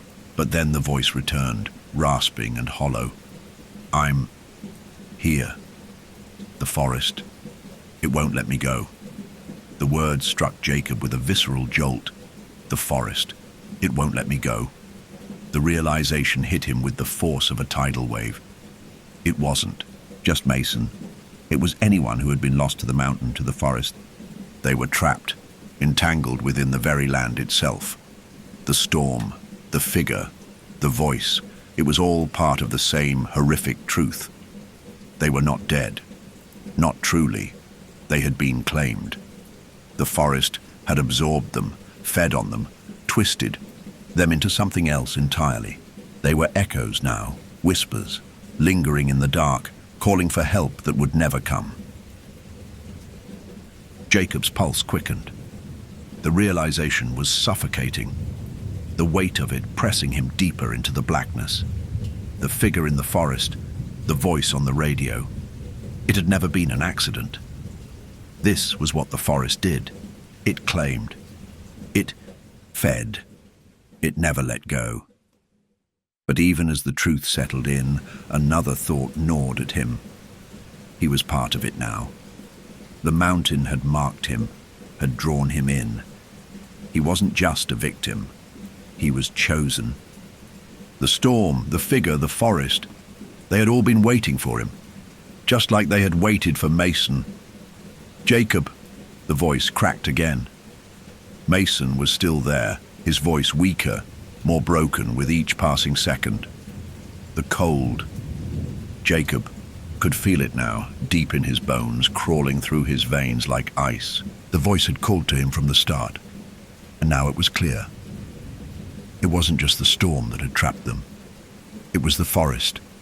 "I can't feel anything anymore. I can't," Jacob gasped as the words seemed to take shape in the air around him, swirling like smoke. The static was growing louder, rising in pitch until it nearly deafened him. The voices were merging, drowning him in an ocean of sound that blurred the line between reality and madness. And then, in the midst of it all, Jacob heard something else, a new voice, a whisper slithering from the very air itself. This voice didn't belong to Mason. This was something else, something far more ancient. "Jacob, we're waiting." The static burst, and for a brief moment, everything went silent. The storm, the radio, the voices, they all faded away, leaving Jacob alone in the darkness. But he wasn't truly alone. The forest, the mountain, the storm, they were all around him, inside him. He could feel them pressing against his skin, curling through his mind. The forest had called him. And now, it was time to answer. Jacob's world had become a distorted nightmare, a reality that no longer obeyed the laws of time or logic. The darkness that had swallowed him whole now pressed against him from all sides, suffocating, thick with an ancient hunger that he could feel in his bones. The storm had quieted, but the air still crackled with an eerie energy, something that was neither wind nor rain, but a presence that filled the very space around him. The forest was alive, its whispering leaves calling to him, beckoning him deeper into its embrace. Jacob's body felt frozen. his mind caught in the vice of terror and disbelief. He had seen it, felt it, the truth that the forest, the mountain, had been waiting for him. All the signs, the strange occurrences, the twisted images in the shattered mirror, the voice on the radio, it had all led him to this moment. He had been marked, chosen, and now there was no escape. And yet he could still hear Mason's voice, faint but unmistakable, caught in the static of his thoughts. Help. So cold. I can't. The words echoed in his mind, distant and fragmented, but they were real. Jacob could feel them, feel Mason's desperate presence clinging to him, just like the forest had clung to him. But was Mason really here? Or had the mountain taken him, twisted him into something else, just as it had done with so many before? The ground beneath him trembled, the earth itself pulsing like a living thing, drawing him in. Jacob took a step forward, his legs unsteady, as if he were walking through water. The air felt thick and oppressive, the shadows stretching in unnatural ways. The trees loomed around him like towering sentinels, their gnarled limbs reaching out, grasping at him. He could feel the eyes of the forest on him, watching, waiting. Suddenly, the silence was broken by a soft crackling sound like static. Jacob's heart leapt into his throat, his breath hitching in fear. The radio, the one he had left behind, in the outpost. He turned, the air growing heavier with every step he took back toward the broken mirror, the place where it had all started.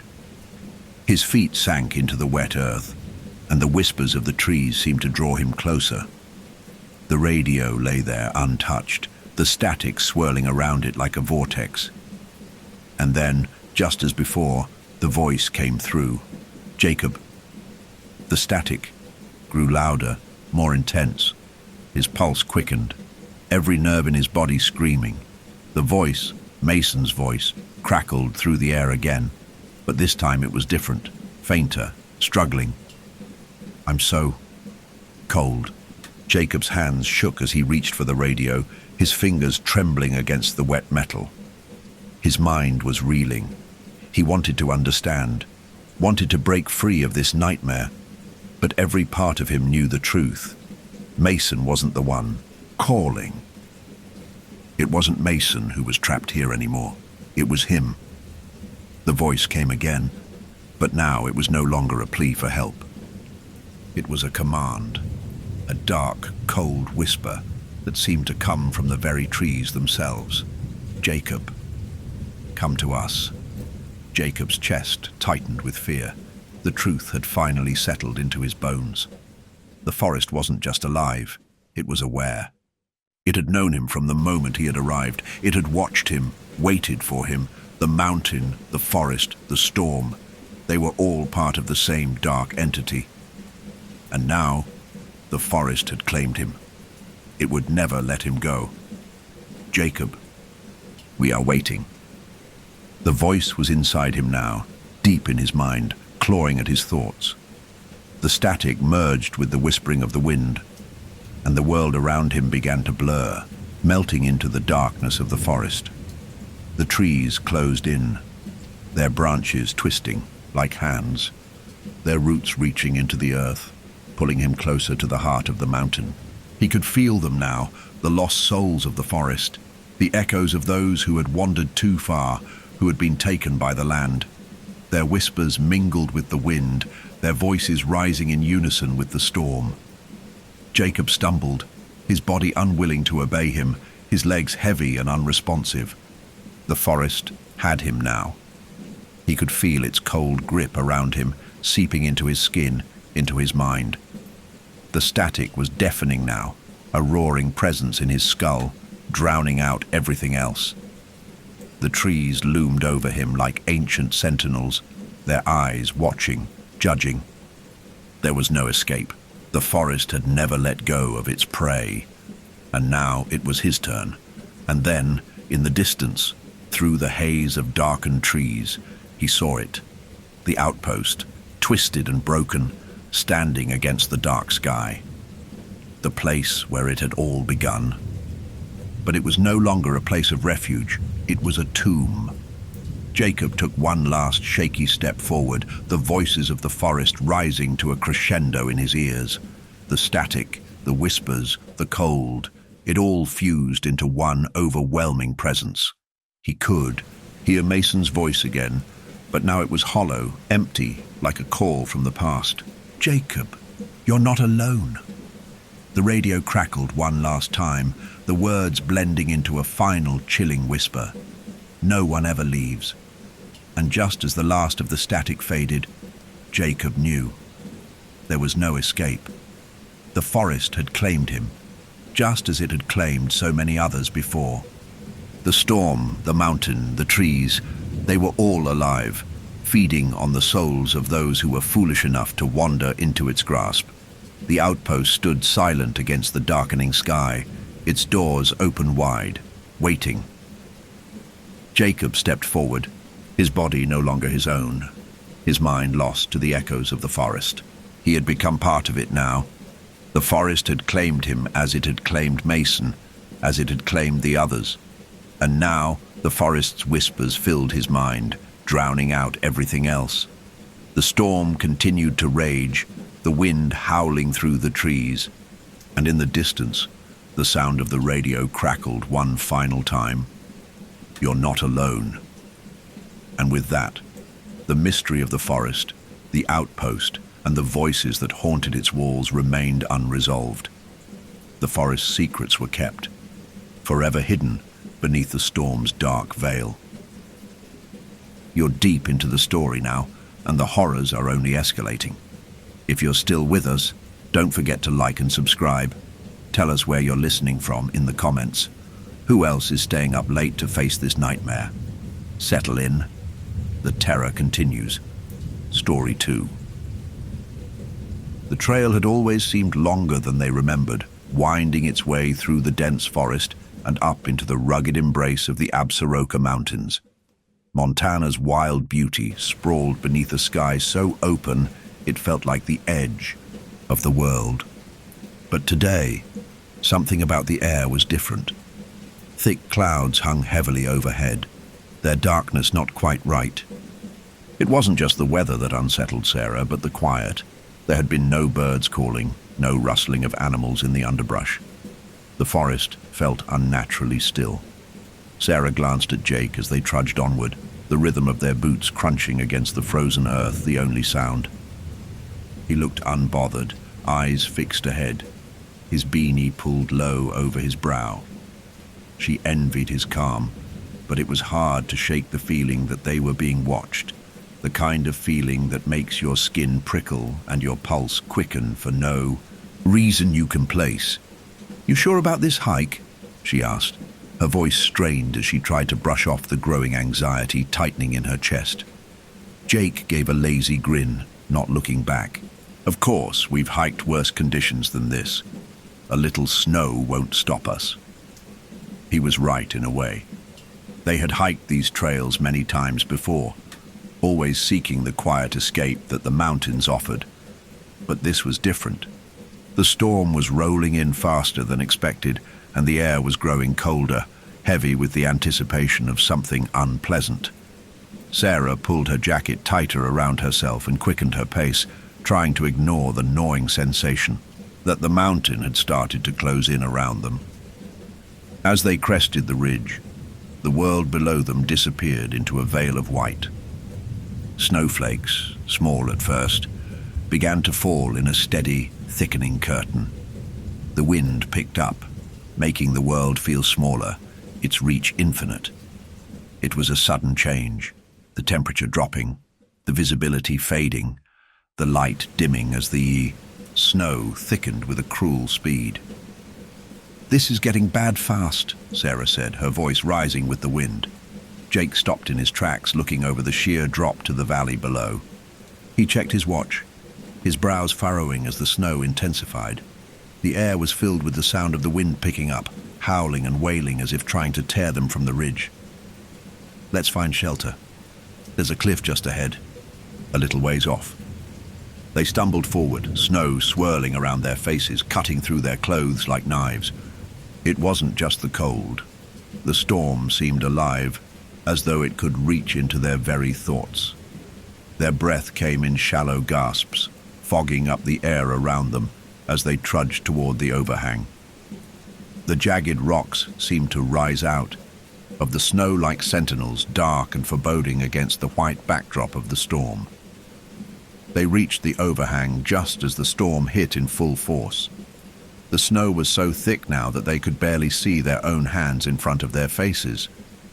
Sarah felt a rush of relief when they took shelter under the overhanging cliff. The rock smelled of damp earth and moss. The cold seeped in quickly, but it was better than being exposed to the fury outside. Jake dropped his pack and leaned against the wall, brushing the snow from his jacket. He cast a glance at Sarah, his lips pulled into a tight smile. This will blow over soon. Sarah wasn't so sure. She pulled her legs in close to her chest, trying to stave off the bone-deep chill that had settled in her joints. The storm raged around them, the wind a deafening roar. It felt as though the entire world had closed in, the snow and wind pressing against the rock like a living thing. There was something unnatural about the storm, something malevolent in its rush and fury, as if it was pushing them deeper into the heart of the mountain. Jake sat down beside her, his breathing steady, but there was a flicker of discomfort in his eyes. "You know, I'm not sure this is just a regular storm," he said, the hint of a nervous laugh in his voice. "Something about it feels off." Sarah nodded, tightening her grip on her jacket. "I was just thinking the same thing." They sat in silence, the storm outside drowning out everything but the howl of the wind. The world beyond the cliff was gone, just a blank canvas of white. It was as though time had stopped. But then, from somewhere beyond the storm's roar, a strange sound reached their ears. A voice, not loud, but distinct enough to break the silence that had settled between them. "Did you hear that?"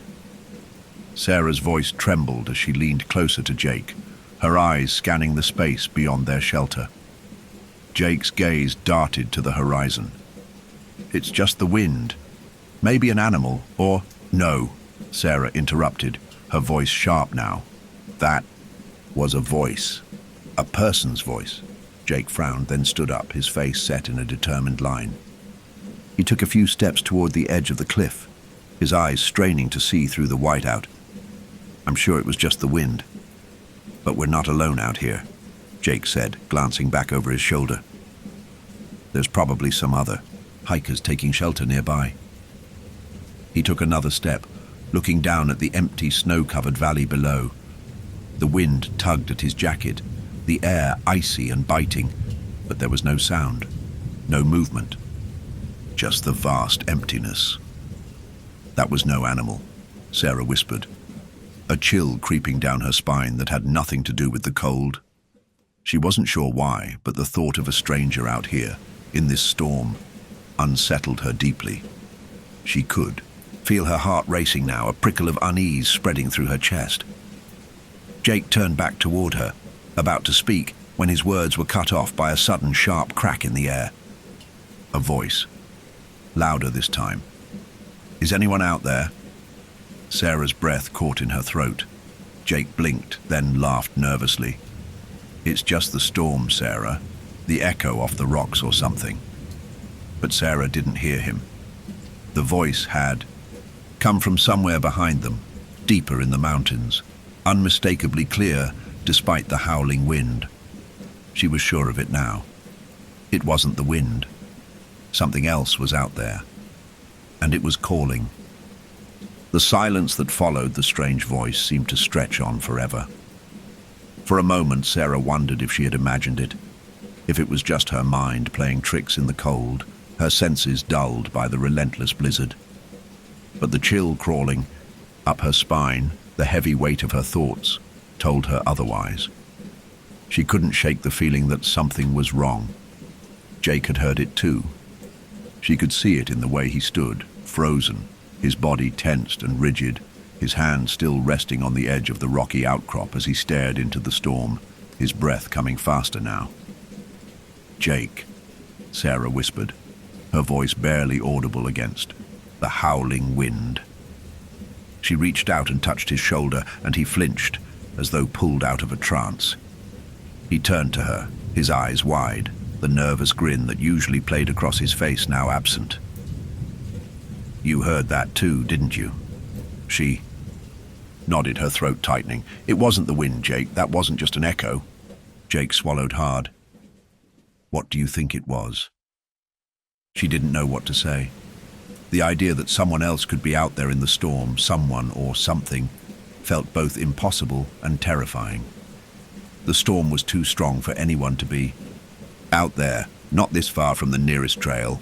But the voice, clear and almost purposeful, had shattered the illusion of safety they'd been clinging to. The isolation of the mountains, once a comfort, now felt suffocating. Another gust of wind tore through the shelter, rattling the overhang. Snow began to swirl around them in vicious whirls, biting their exposed skin. Sarah wrapped her arms around her body, her mind racing. Was someone playing a cruel prank? Had another group of hikers wandered too far off course? Or was it something else entirely? The voice came again, unmistakable this time, rising above the wind with an eerie clarity. "I see you." The words echoed across the space, not just in the air but in her mind, ringing with a strange weight, heavy and dark. It wasn't an echo of their words, it was an answer, a response. But there was something unsettlingly deliberate about it, almost as if it had been waiting for them, waiting for this moment. The air around them seemed to thicken with tension, pressing in on Sarah's chest. She couldn't breathe right. The cold that had been biting before now felt like it was seeping into her bones, settling deep within her. The storm outside no longer seemed like just a natural occurrence. It had become something else. Alive, a presence. Jake turned to her with wide eyes, his voice barely above a whisper. Did it just say that?" Sarah nodded, her heart pounding in her ears, drowning out the howling wind. "It's not the storm. It's something else." For a long, dreadful moment, neither of them spoke. The world outside their shelter had become a maddening blur of white, the wind howling with an intensity that seemed impossible, rattling the very rocks they were huddled beneath. The storm was growing worse by the minute. The temperature had dropped even further, and Sarah could feel her fingers and toes going numb. "Maybe we should head back," Jake said, his voice strained. "Get out of here before it gets worse." Sarah could only nod. She wasn't sure she believed in ghosts or spirits or anything supernatural, but there was no denying what they were hearing. This storm wasn't just a storm. It was something else. Something dark, ancient even. But as they stood, preparing to gather their things and leave, another voice echoed, clearer this time, carrying a sense of familiarity. "I see you." Sarah's blood ran cold. That was not the voice from before. This was different.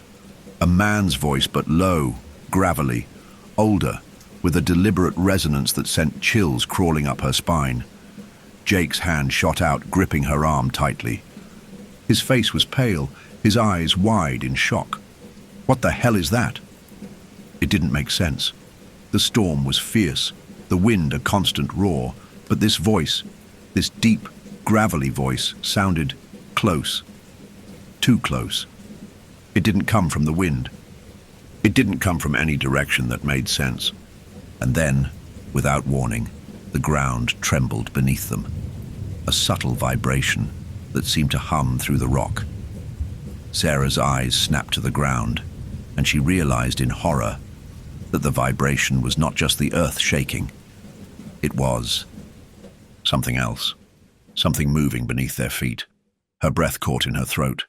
Was it an animal? Some large creature beneath the rock, shifting in its lair? But no sound of claws or fur moved against the stone. No scraping, no rustling, only that voice. a voice that had no origin. "I see you," it repeated, and this time it was followed by a low, almost guttural laugh, as if the very wind itself was mocking them. Sarah staggered back, her heart thundering in her chest. She could feel her breath coming faster now, panic creeping up her spine like a cold hand. What is that?" Jake whispered, his voice trembling. She couldn't answer. She had no idea. The ground beneath them rumbled again, more violently. This time, and suddenly, the shadows of the overhang seemed to twist and shift. A fleeting movement in the corner of her eye, a flash of something dark, impossibly black against the snow. Sarah spun toward it, but there was nothing there. "Jake, she started, but her words faltered in the dense, eerie silence that followed. It felt as though the storm had momentarily paused, holding its breath. The voice came again, this time from above, rumbling from the rocks themselves. "I see you, both of you." The words were clear, and they were no longer an echo. They were coming from something, someone, just beyond their sight. Jake's grip on her arm tightened, his eyes darting nervously around. He looked as though he might bolt, his nerves on edge. "This isn't normal, Sarah. We need to get out of here, now." But before either of them could take a step, the voice whispered again, colder, deeper, with a chilling sense of finality. "You can't leave." The air froze. Sarah's heart stopped in her chest, her entire body rigid with fear. The voice wasn't just speaking, it was commanding. It was pulling at them, as though it had them in its grasp. The storm was no longer the storm. The wind was no longer the wind. The voice wasn't an echo. It was something far darker, far older, and it had found them, and now it wasn't going to let them go. The words hung in the air, thick and oppressive, pressing against Sarah's chest like an invisible weight. "You can't leave." The voice was deep, resonating in the very bones of the mountain, chilling her to the core. It felt as if the words themselves had substance, as though they were wrapped in the cold winds, floating like smoke just beyond her reach. Jake was already backing up, his eyes wide with a wild panic that mirrored her own. He shook his head, his voice cracking with disbelief. This can't be happening. It's just the wind. It has to be." But even as he said it, he knew deep down that the air around them felt wrong. Everything felt wrong. Sarah, her breath shallow and ragged, took a step back, her feet unsteady on the snow-covered ground beneath the overhang. The world beyond the cliff was a blur of white, a blank canvas of swirling snow and frozen winds. The storm was still raging, but the silence that had descended upon them felt worse than the storm itself. It was a thick, suffocating kind of silence, one that made her stomach twist and her skin crawl. The darkness of the storm outside had seeped into their thoughts, into their very souls. The overhang, which had once been a refuge from the snow, now felt like a tomb, closing in around them. There was nowhere to run. The wind moaned, its howl rising and falling, a ghostly wail that sent a shiver through Sarah's spine. Her breath formed clouds of fog in the frigid air, but it was the voice, echoing through her mind, that haunted her. It was a voice she couldn't escape, no matter how she tried to block it out. The words repeated, clearer now, louder than the wind. "You can't leave." She felt the pulse of her own heartbeat in her throat, the fear tightening around her chest like a vice. She glanced at Jake, whose eyes were wide, frantic. He was holding onto his pack like it might somehow protect him, his face pale beneath the layers of snow and frost. The storm was no longer just a storm. It was as if the mountain itself had come alive, sentient and watching them. "You heard that, right?" Jake's voice was ragged, desperate. He was shaking, not from the cold, but from fear, the kind of fear that no amount of logic could explain away. That's not just wind or an echo. That's something else, something out there. Sarah nodded, her mouth dry. Her mind raced, struggling to make sense of what was happening. The world had shifted in an instant.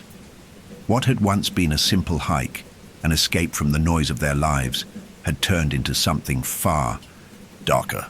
And now, they were trapped in the heart of the mountain with something that wasn't human, wasn't natural, watching them from the shadows.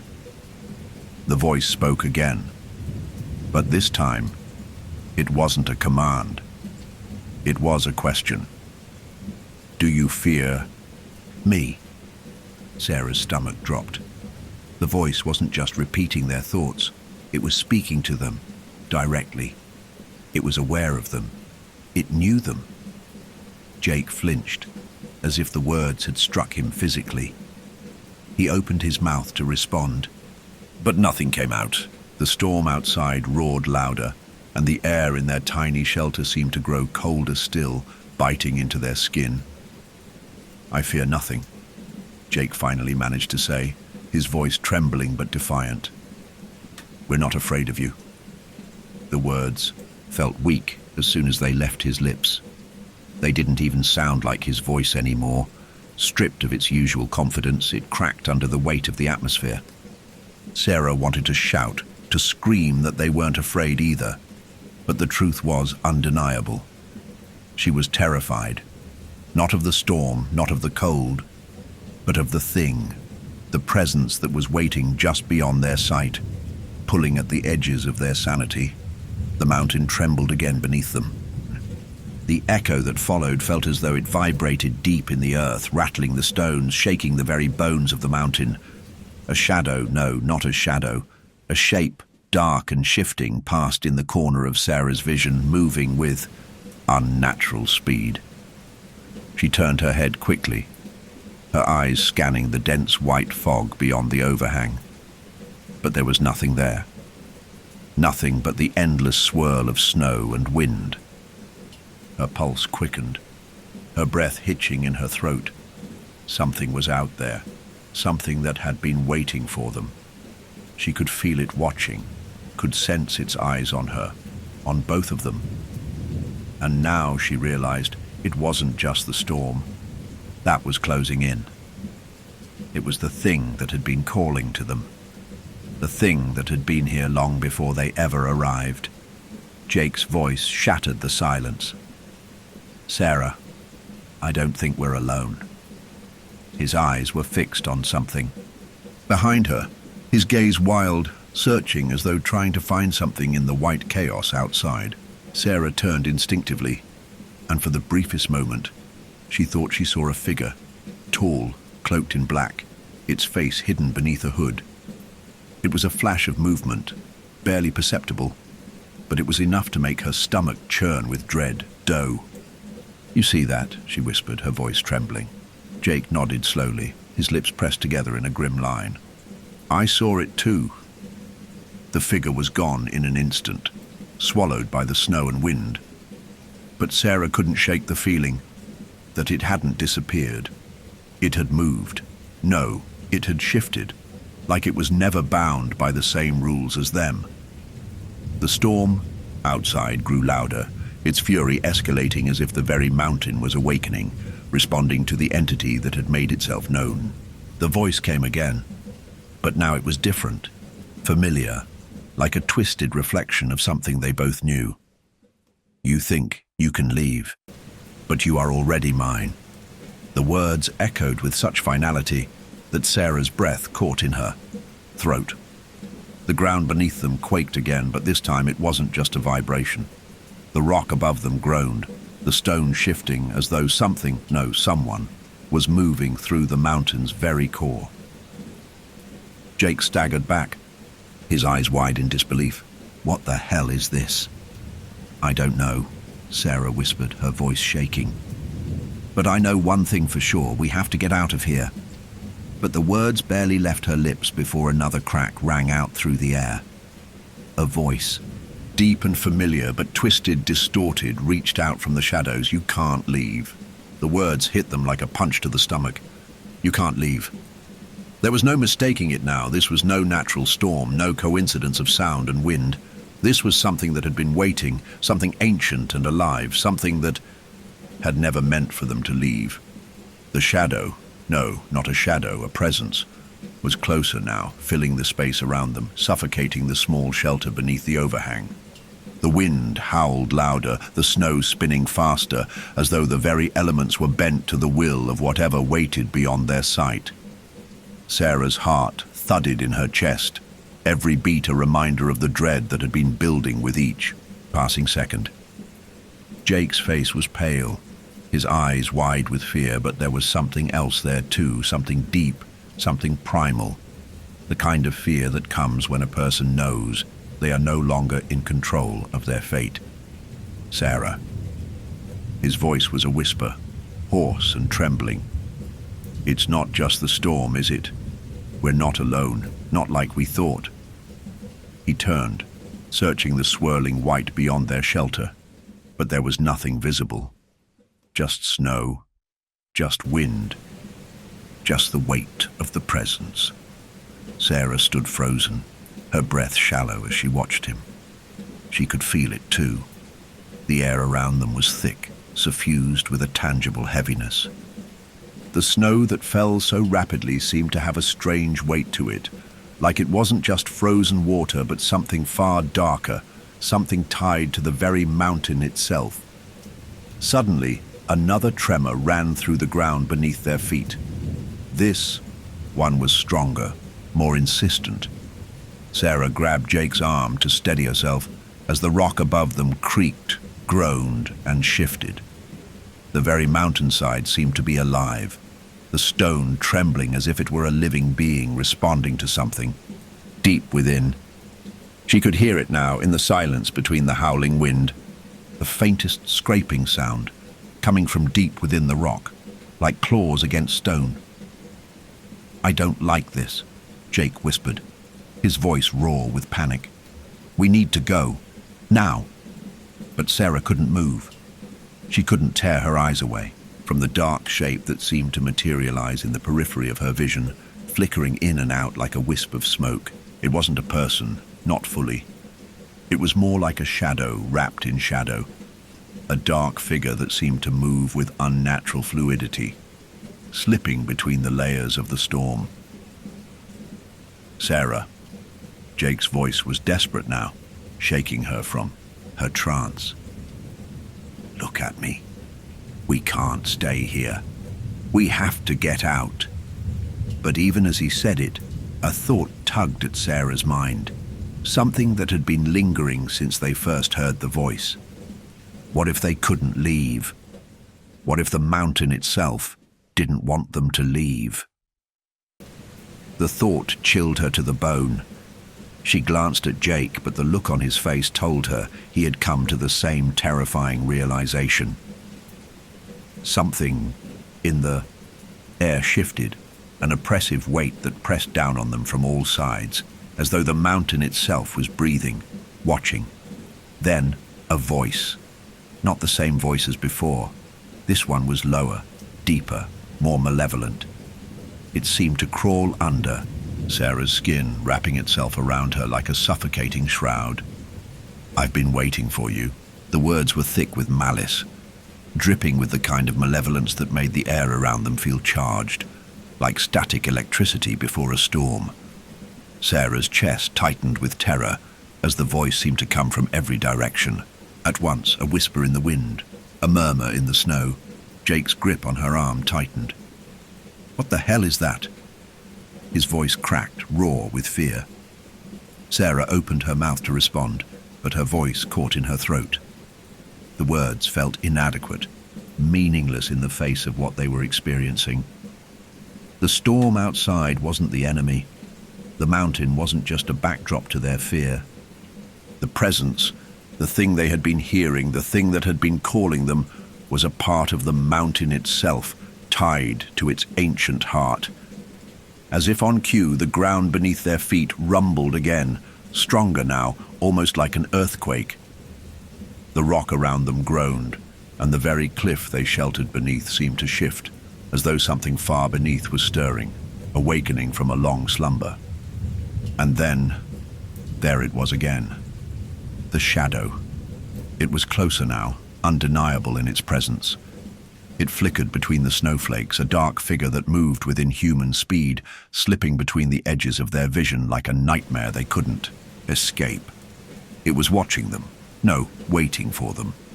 Jake backed up further into the rock, his breath quick and shallow. We have to move. We have to run. But Sarah couldn't tear her eyes away from the shifting darkness. The figure. Was it a person? A creature? Something older than the mountains themselves. It was impossible to say, but there was no denying its presence, its intentions. It was waiting for them, to make a mistake, to give it a reason to act. "You can't leave," the voice said again, the words so deep and resonant they seemed to come from the bowels of the earth itself. "You're already mine." The rocks overhead groaned in response, and the ground trembled again, harder this time. The snow outside swirled in a dizzying frenzy, and the air grew colder, colder than it should have been. The cold wasn't just from the storm. It was something far deeper, something unnatural. The shadow shifted, closer now, moving with a disturbing slowness. It was as if the very mountain had taken form, shaping itself into something that could hunt, something that could feel them. And it wasn't alone. The darkness around them seemed to multiply, taking on shape and substance, filling the space with a terrible sense of foreboding. Every movement they made, every breath they took, felt watched, as though the mountain itself was testing them to see how long they could hold out before breaking. Jake turned to her, eyes wild. "We can't just stay here, Sarah. We have to. Run, we have to." But before he could finish, a flash of blackness shot from the corner of her vision, and suddenly the figure was right in front of them. The shadows seemed to split open, revealing nothing but a void. The air was thick, suffocating, and then she saw it. A figure, tall and thin, wrapped in shadow, its face hidden beneath a dark hood. Its eyes, black, endless pits, glistened in the darkness. "I've been waiting for you," the voice repeated, this time echoing not just through the air, but through her very mind. The words were inside her, twisting, crawling through her thoughts like a poison. She tried to scream, but no sound came. The terror that gripped her throat was too tight, too suffocating.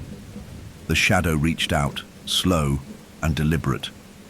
Its presence filled every inch of the small space under the overhang.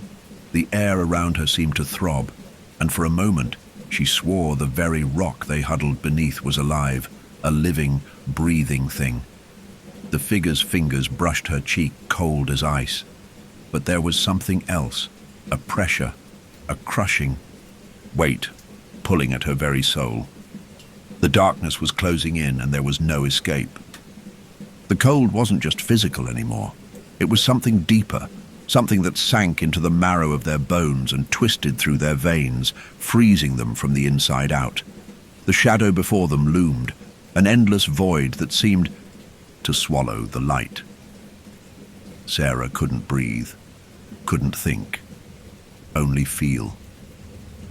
A heavy, insistent pressure pressing against her chest, pushing down until it felt like her ribs might crack under the strain.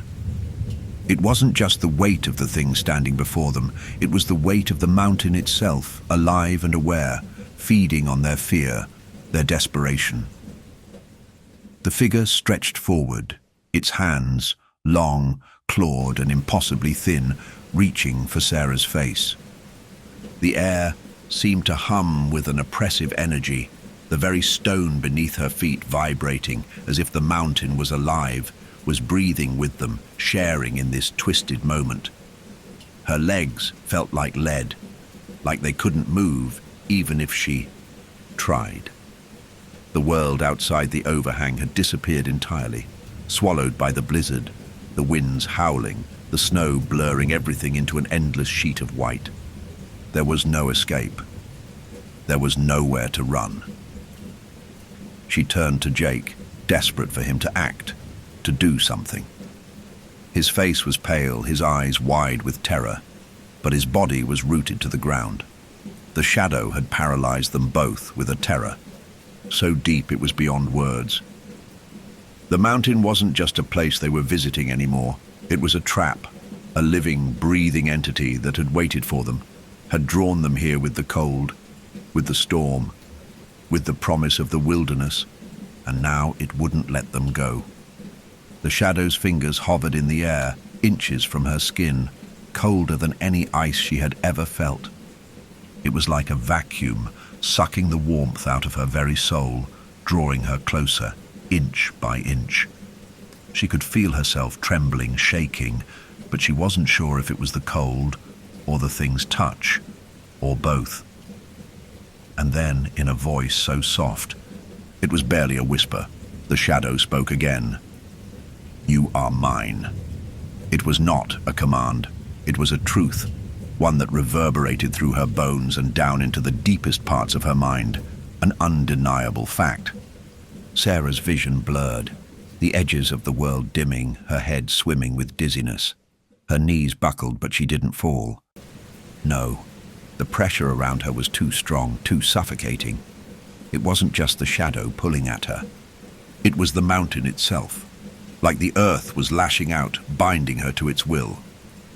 Jake staggered back a step, his hand reaching out for her. But it was no use. The air between them seemed to thicken, the weight of the mountain pressing down on them, separating them. The sound of the storm, once so fierce and maddening, now faded into nothingness. There was no wind, no snow, no world beyond the rocks. Only the shadow and the crushing, suffocating silence. The figure's hand finally touched her cheek. Cold, so cold, like ice carved from the core of the earth itself. It was unnatural, its skin smooth and slick like polished stone, but not human.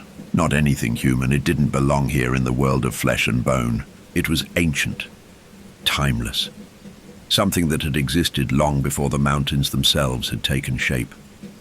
Sarah's breath came in ragged gasps, the cold seeping into her chest, into her heart, until she felt as though she might stop breathing altogether. But even as her body screamed in protest, as her instincts begged her to flee, she could not move. She was trapped in the grip of something so old, so vast, that she couldn't even begin to comprehend it. The shadow leaned closer, its presence growing, filling the space, its breath icy against her skin. "I've waited for you," it rasped, the voice a low, guttural murmur that seemed to echo within her very bones. "For so long, the mountain calls, and you have answered." It was then, as the last vestiges of her strength drained away, that Sarah understood. The mountain wasn't just a place, it was a creature, a thing with its own hunger, its own need, and it fed on those who wandered too close, who came seeking its solitude, its peace. It was not simply the storm, not just the snow. It was the mountain itself, a force as ancient as the earth, feeding on their fear, binding them to its eternal hunger. Jake's voice broke through the silence, raw and frantic. "Sarah!" He reached for her again, his voice hoarse with desperation. "We have to get out of here. Come on, we have to move." But it was too late. The moment he spoke, the shadow flickered, its presence expanding, wrapping around her like a shroud. She could see it now, feel it, the mountain itself, the deep, eternal darkness that pulsed beneath its stone heart. It was as if the mountain was waking up, stretching its limbs, and they were the prey. And then, with a sudden jolt, the world shifted. The shadow's hand withdrew from Sarah's face, but the change wasn't in the relief of its departure. No. It was as if the earth itself had turned its gaze upon her, as if the very mountain had opened its eyes, and it was now seeing her for what she truly was. She was a part of it, a piece of the puzzle that it had been waiting for, that it had been drawing closer with every passing moment. The voice came again, softer this time, but it held an undeniable certainty. "You are part of me now." Sarah's Stomach turned. She wasn't sure if she was going to throw up or scream or simply collapse. But the terror that clawed at her insides told her it didn't matter. She was already ensnared. She could feel it, feel the mountain moving beneath. Her feet feel its weight pulling her deeper, pulling her into its abyss. Jake grabbed her arm, yanking her, his voice a panicked rasp. "We have to run, Sarah. We can't stay here. We can't stay." But the moment his hand touched hers, the ground beneath them rumbled again, more violently this time, and Sarah was struck with the horrifying realization that they weren't just dealing with an entity, with a force. They were dealing with the very soul of the mountain itself. It had its claws in them now, its grip tightening with every heartbeat. Jake's eyes locked with hers, his face pale with terror. And in that moment, Sarah knew. The mountain wasn't going to let them go, no matter how hard they fought, no matter how much they ran. They were already part of it. They were. It's now. The storm outside raged louder, the wind howling like a mournful cry. But inside the small shelter beneath the cliff, all Sarah could hear was the beating of her own heart, slow and heavy, as the presence pressed in on all sides. The mountain was alive, and it was feeding. The moment stretched like an eternity. Sarah's heart thudded in her chest, each beat echoing like a drum in the depths of the mountain. The sound of the storm outside, the shrieking wind, faded away as if they had stepped into a different world altogether. It was only the hum of the mountain that remained, low and constant, vibrating through the rock, through the air. She could feel it in her bones now, this pulse of the earth, this ancient, unyielding presence that had been waiting for them. They were no longer visitors to these mountains. They were its. Jake's grip on her arm tightened, and for a moment, it was the only real thing left in the world. The warmth of his fingers, the terror in his eyes, the rawness of his voice as he tugged at her. "Sarah, we have to move. Now." But no matter how hard he pulled, it felt like the world around them had grown too heavy, as if they were stuck in some viscous, unseeable force that wouldn't let them go. Sarah's feet felt like they were glued to the ground.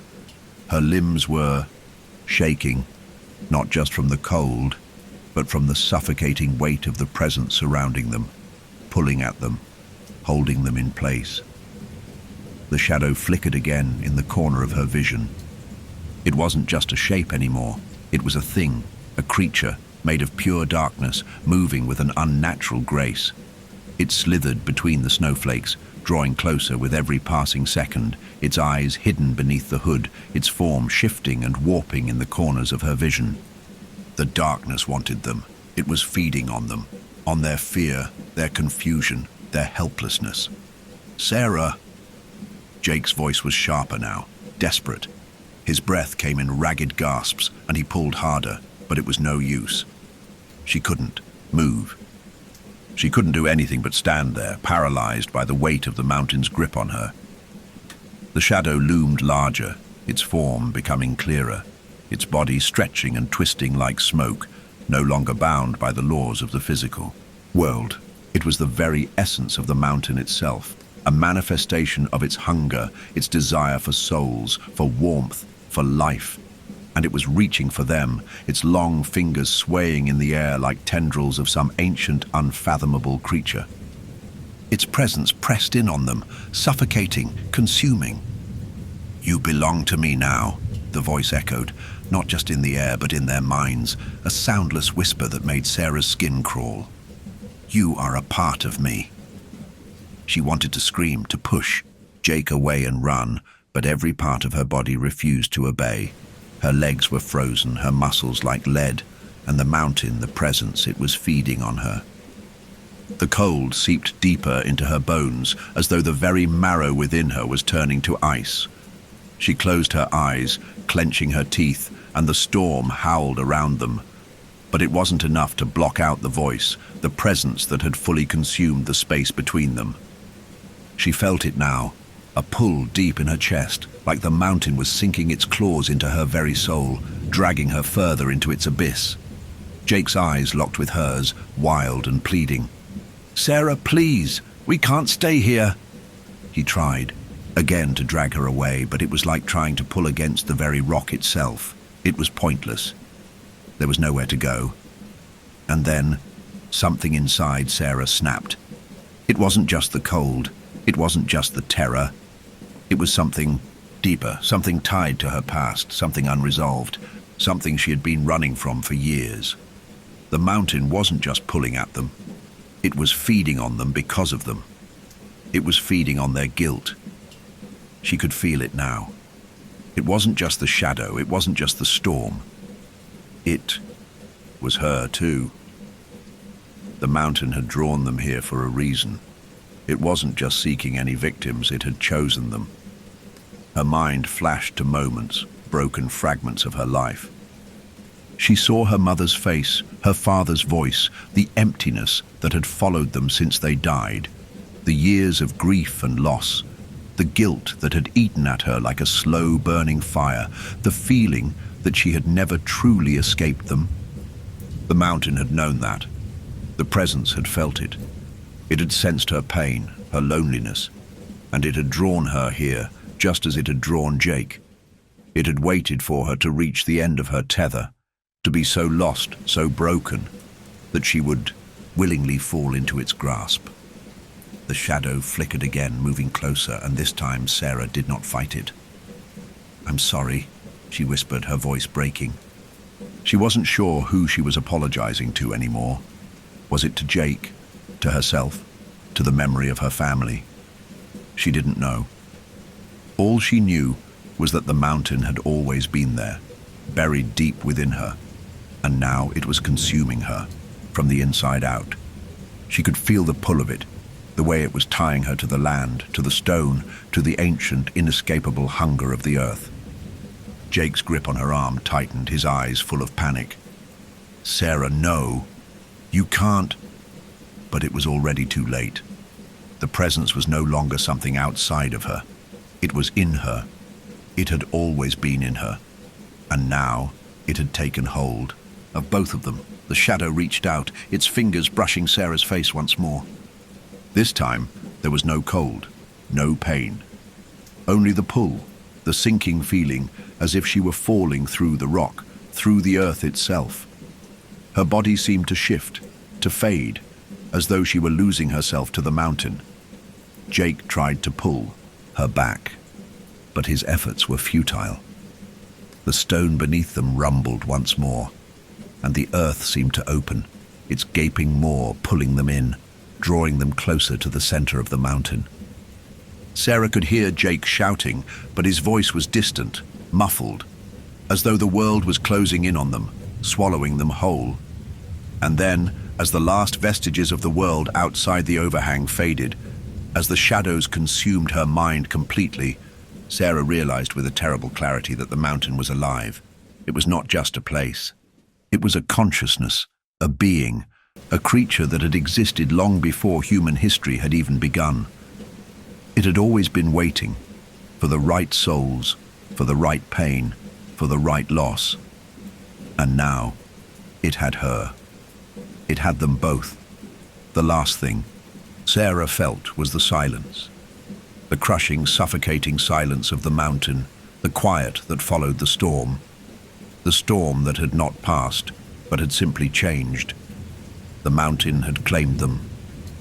The darkness engulfed her, not like the quiet of sleep, not like the stillness of night. No, this was something deeper, something far colder, as though the very fabric of time and space had unraveled around her. Sarah's body felt weightless, suspended in some vast, intangible void. Her breath had become shallow, slow, barely there, as though even the act of drawing air was an effort that her body had forgotten how to perform. There were no sounds, not the storm, not the howling wind, or the crackling of the snow outside. It was all gone. There was only the hum, the deep, persistent hum of the mountain itself. It throbbed beneath her skin, through her veins, filling her mind, suffusing every part of her with its ancient presence. The mountain had taken them, both of them. But where were they now? Were they alive? Were they dead? Her mind struggled to grasp the reality of it, the impossibility of what had happened. She felt the mountain's pulse in her chest, slow, steady, unyielding. It was as if the stone itself had replaced her heart, a cold, lifeless thing, an object devoid of warmth, of feeling. And yet she felt it, she knew it.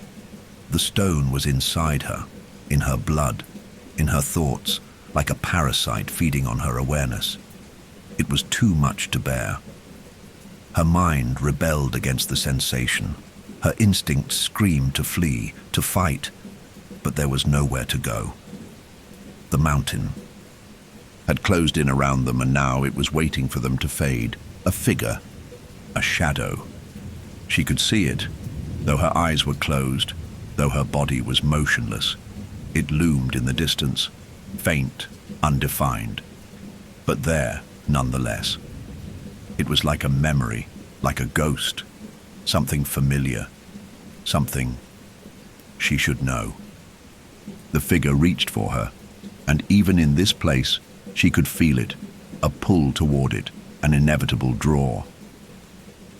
"Jake," she whispered, though she wasn't sure if the words made any sound.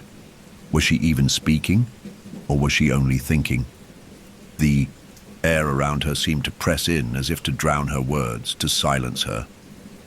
But then, a voice. Not the deep, gravelly voice from before. No, this was different. It was familiar. It was Jake. "Sarah," the voice rasped, distant but unmistakable. His voice. She wasn't imagining it. She wasn't alone. She wasn't completely swallowed by the mountain yet. "Jake." Her throat tightened with the effort of speaking, as though the very act of trying to connect to the outside world was a struggle against the mountain's will. And then there was movement. The shadow, the figure, whatever it was, shifted, pulling her toward it with an invisible force, dragging her through this vast, suffocating void. She wanted to resist. She wanted to scream. But her body, so heavy with the mountain's weight, refused to obey. It felt like she was being pulled from one reality into another, each step, each breath, a heavy, burdensome act. The shadow solidified before her, and it was no longer vague, no longer a distant idea. It was Jake. But he wasn't right. He looked wrong. His eyes were sunken, his skin too pale, too thin. He was fading, just like her. "Jake," she whispered again, her voice trembling, echoing in the silence. "What's happening? What are we?" But Jake didn't answer. He only looked at her with hollow eyes, eyes that seemed to see through her, to see into the very depths of the earth itself. His mouth opened, but no sound came out, only the faintest rustling, like the whisper of wind in the trees, the faintest memory of something long forgotten. And then she understood. Jake wasn't really there. He was a part of the mountain too. The mountain had claimed them both, drawing them into this suffocating silence. She wasn't hearing him. She wasn't speaking to him. She was hearing the echo of him. The mountain had taken his soul just as it had taken hers. They were no longer flesh. They were no longer human. They were now part of the mountain's endless hunger. Their bodies, their spirits, were part of the dark, living rock that would remain here forever. Her chest tightened. Panic clawed at her throat. The realization was a suffocating weight, an unbearable truth. They weren't going to leave. There was no way out. The mountain had no exit. It wasn't a place. They were part of it now. A part of its eternal, timeless hunger. "You are mine now." The voice came again, this time in unison with the beating of her heart, as though the very words were woven into her very essence. She wanted to scream, she wanted to rip herself free, but there was nothing left of her to fight with. She was no longer Sarah. She was no longer Jake. She was a part of the mountain now, a reflection of its hunger, its pain, its need. And then, with a terrible clarity, Sarah saw it. The thing that had been waiting for them all along. It was not the shadow, not the figure of Jake that had been in front of her. No, it was deeper than that. It was the mountain itself. The mountain was not just alive. It was the echo of something older, far older than the earth itself. It was a force, a presence that had existed long before human history had ever taken shape. A hunger that had never been sated, a consciousness that had been sleeping beneath the stone, beneath the rock, feeding on the lost and the broken. It was a living thing, waiting to be fed, waiting to be awakened by those who came seeking peace, seeking solitude. And it had found them. It had found Sarah and Jake. The figure of Jake before her flickered like a shadow that was fading. She reached out, but her hand passed right through him. The weight in her chest grew heavier, the pressure from the mountain's pull relentless, suffocating. She understood now. The mountain didn't just take, it absorbed. Her mind spun as the dark whispers of the mountain, of the entity that controlled. It filled her thoughts. She could feel the tendrils of its power reaching deep into her mind, tearing through the remnants of her consciousness, and as the darkness of the void surrounded her, it all became clear. The mountain did not need her, so it was feeding on the essence of who she was, her fear, her grief, her loss. She had been broken, and now the mountain would claim every fractured part of her until there was nothing left but an echo, the echo of her voice, the echo of Jake's, the echo of every soul that had ever been claimed by this ancient, eternal hunger. And Sarah understood that she too had become part of the mountain's story, forever. The silence that enveloped Sarah now was not just empty, it was suffocating. The darkness had swallowed the remnants of her mind, the echoes of Jake's voice, the very fabric of the world she had once known.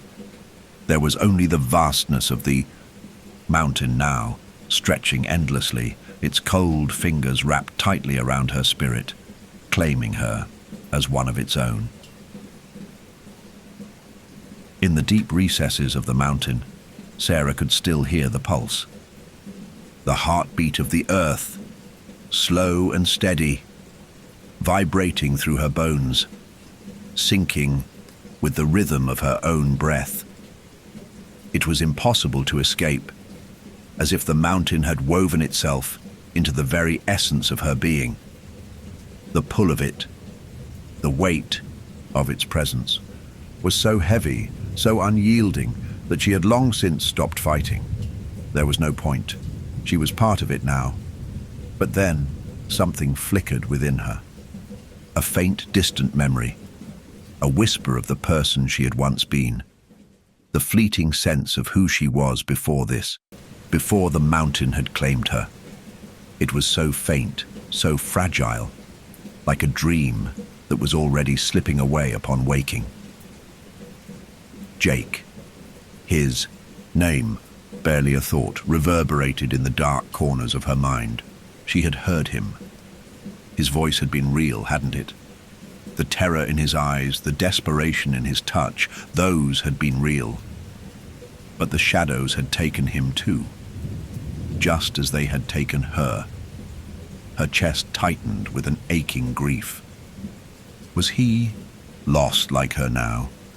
Was he still somewhere in the dark corners of this vast, alive thing? Or had he already been consumed, his soul turned to dust by the insatiable hunger of the mountain? The thought of him, of their shared humanity, was the last tether that held her to the world she had known, the last piece of herself that had not yet been claimed. It flickered, a single spark in the void, before it too began to fade, slowly, like the last embers of a dying fire. But then there was a shift. The heartbeat of the mountain grew louder, almost deafening now. The pull on her spirit intensified. The mountain moved. No, it wasn't the mountain. It was the presence, the ancient living force beneath the stone.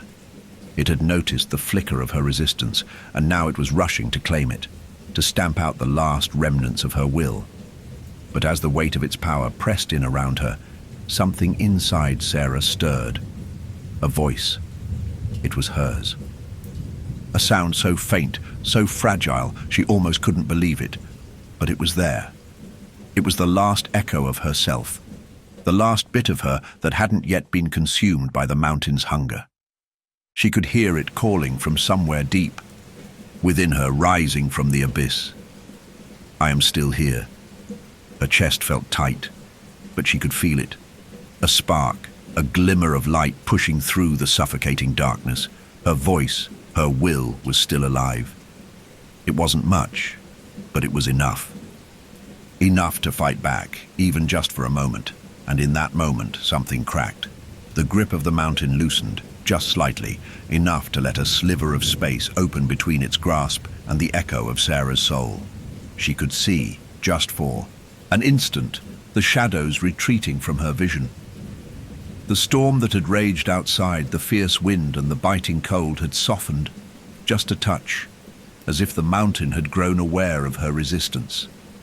Sarah's body, though still imprisoned by the mountain's will, began to feel lighter. Her thoughts began to focus again, to center on one single thing: the connection to Jake, to her own past, to the life she had once led. She realized with a flash of clarity that the mountain did not simply feed on those who came to it. It fed on the loss, the grief, the pain of those it claimed. It thrived on remembrance. The more she clung to the memory of who she had been, the stronger the mountain's grip would become. But if she could let go, if she could release the last remnants of her past, perhaps then the mountain would lose its power over her. Her heart, no longer a real organ, no longer a human thing, beat with an urgency she couldn't fully understand. The grip around her spirit was still there, still heavy and cold, but now it seemed to waver. It was as though the mountain, the entity, was confused, uncertain, suddenly unsure of its claim. The shadow flickered again, stronger now, as if it were trying to reform itself, to find its purchase in the fissures of Sarah's consciousness. But Sarah's will began to grow, despite the odds, despite the mountain's hunger, despite its ancient consuming power. She thought of Jake again, of his warmth, his life, the memories of their time together, their friendship, their shared laughter, all of it. It filled her mind with a blinding clarity, a clarity she had not allowed herself to feel since the storm had first descended upon them. I am still here. With a force she did not know she had, Sarah let go. She released the grief, the guilt, the pain. She let them fall away, like leaves in the wind, scattered and gone, until all that was left was the echo of her own voice. In that instant, the mountain shuddered. The ground trembled beneath her, as if something, someone, had struck at its very core. A wave of energy, not dark but bright, pulsed through her. It was a fleeting moment, but it was enough. The presence, the shadow, the mountain, everything shook, as though the very fabric of it was unraveling. And then, just as quickly as it had come, the presence was gone.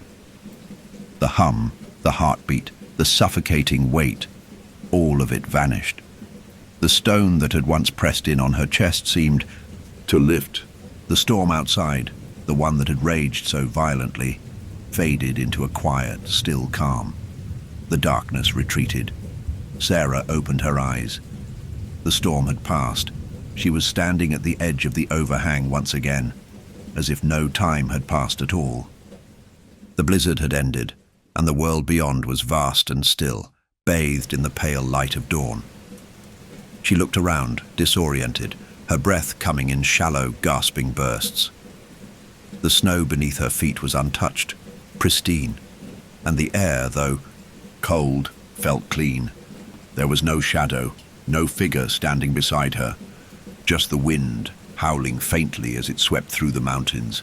But in the distance, she thought she saw something, just a flicker of movement, a figure, so faint and far away that it could have been a trick of the light. She blinked, and it was gone. The mountain had released her. But she knew, deep down, that it was never truly over. The mountain had claimed her once, and perhaps someday it would come again. But for now, she was free.